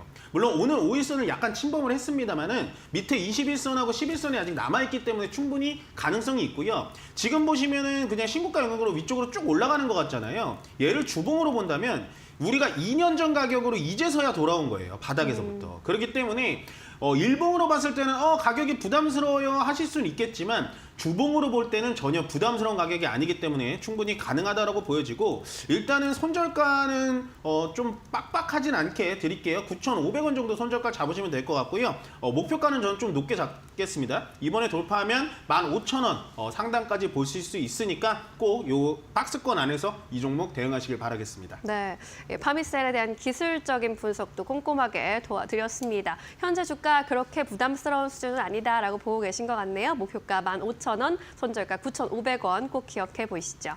오늘은 이야기 여기까지 나눌까요? 자세한 설명 고맙습니다. 네, 고맙습니다.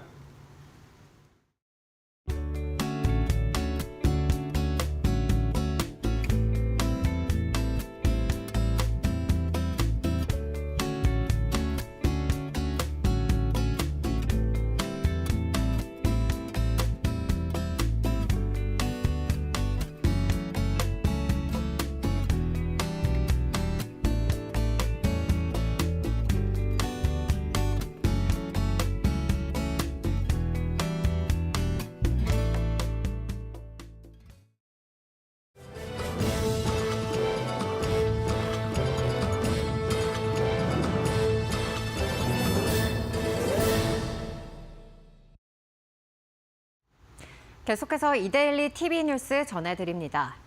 오늘 오전 삼성전자가 제56기 정기 주주총회를 개최하며 경영 성과와 향후 계획을 발표했습니다. 한종희 삼성전자 부회장은 지난해 반도체 매출 300조 원 돌파와 브랜드 가치가 사상 첫 1,000억 달러를 기록하는 등 경영 성과를 밝혔으며 배당금 지급과 10조 원의 자사주 매입으로 주주 가치 제고를 위해 노력하겠다고 강조했습니다. 이어 AI와 로봇, 차세대 반도체, HVDC 등 신성장 사업으로 미래 경쟁력을 확보하겠다는 계획도 제시했습니다. 주주총회에서는 이사 선임 및 보수한도 승인 등의 안건이 의결됐으며 주주와의 대화와 AI 및 차세대 기술 체험 전시도 진행됐습니다. 한국거래소와 금융당국이 오늘 31일 공매도 전면 재개를 앞두고 공매도 전산 시스템 구축 시연회를 개최했습니다. 이날 시연회에서 한국거래소는 기관 투자자의 잔고 보고와 매매 정보를 대조하는 NSDS 시스템을 시연하며 무차입 공매도 적발에 대한 자신감을 드러냈습니다. 이복현 금감원장은 세계 최초로 시행되는 공매도 전산화가 자본시장의 신뢰 회복에 크게 기여할 것으로 기대한다며 글로벌 선진 시장으로 도약하는 데 힘쓰겠다고 강조했습니다. 정은보 한국거래소 이사장도 투자자 신뢰 회복과 안정적 시장 운영에 최선을 다하겠다고 말했습니다. 금융감독원은 오늘 상법 개정안 시행 필요성을 강조하며 주주 보호 원칙의 근원적 개선 방안이 필요하다고 밝혔습니다. 금감원은 미국, 영국, 일본 등 글로벌 스탠다드를 제시하면서 이사의 주주 보호 의무가 강화될수록 기업 가치 상승 효과가 크다고 설명했습니다. 이어 한국의 주주 보호 수준은 G20 국가 16개국 중 12위에 그친다며 기업들의 인식 전환과 기업 가치 제고를 위한 주주 보호 원칙 등의 개선 방안이 한국 증시 가치 상승에 필수적이라고 언급했습니다. 토종 포털 기업 다음이 분사한다는 소식에 카카오 노조가 반대 집회를 열었습니다. 카카오는 포털 검색, 콘텐츠 경쟁력 강화를 위해 콘텐츠 CIC를 별도 법인으로 분사할 계획을 밝혔으나 노조는 내부 논의 없이 일방적으로 결정됐다며 반발에 나섰습니다. 특히 다음 서비스와 관련된 인력 800명에 대한 처우가 불명확하다고 지적하며 절차를 진행해서는 안 된다고 주장하고 있습니다. 일각에서는 다음 매각설까지 제기되는 가운데 카카오는 매각과 관련해 결정된 바가 없다며 노조와 지속적으로 소통해 나갈 것이라고 밝혔습니다. 지금까지 이데일리 TV 뉴스 전해드렸습니다. 네, 오늘 저희가 준비한 소식은 여기까지입니다. 오늘 시장은 양시장이 엇갈리면서 거래 마감했는데요. 내일 이제 미국의 FOMC 결과가 나옵니다. 금리의 향방을 함께 꼭 체크해 보시는 게 중요해 보입니다. 네, 그리고 오늘은 모처럼 거래소 쪽에서 외국인과 기관의 동반 매수세가 3거래일 연속 들어왔습니다. 이번 주에는 외국인 수급의 반전 계기가 될 수 있기를 기대해 보겠습니다. 저희는 내일 더 유용한 정보와 함께 돌아오겠습니다. 네, 시청해주신 여러분 오늘 고맙습니다.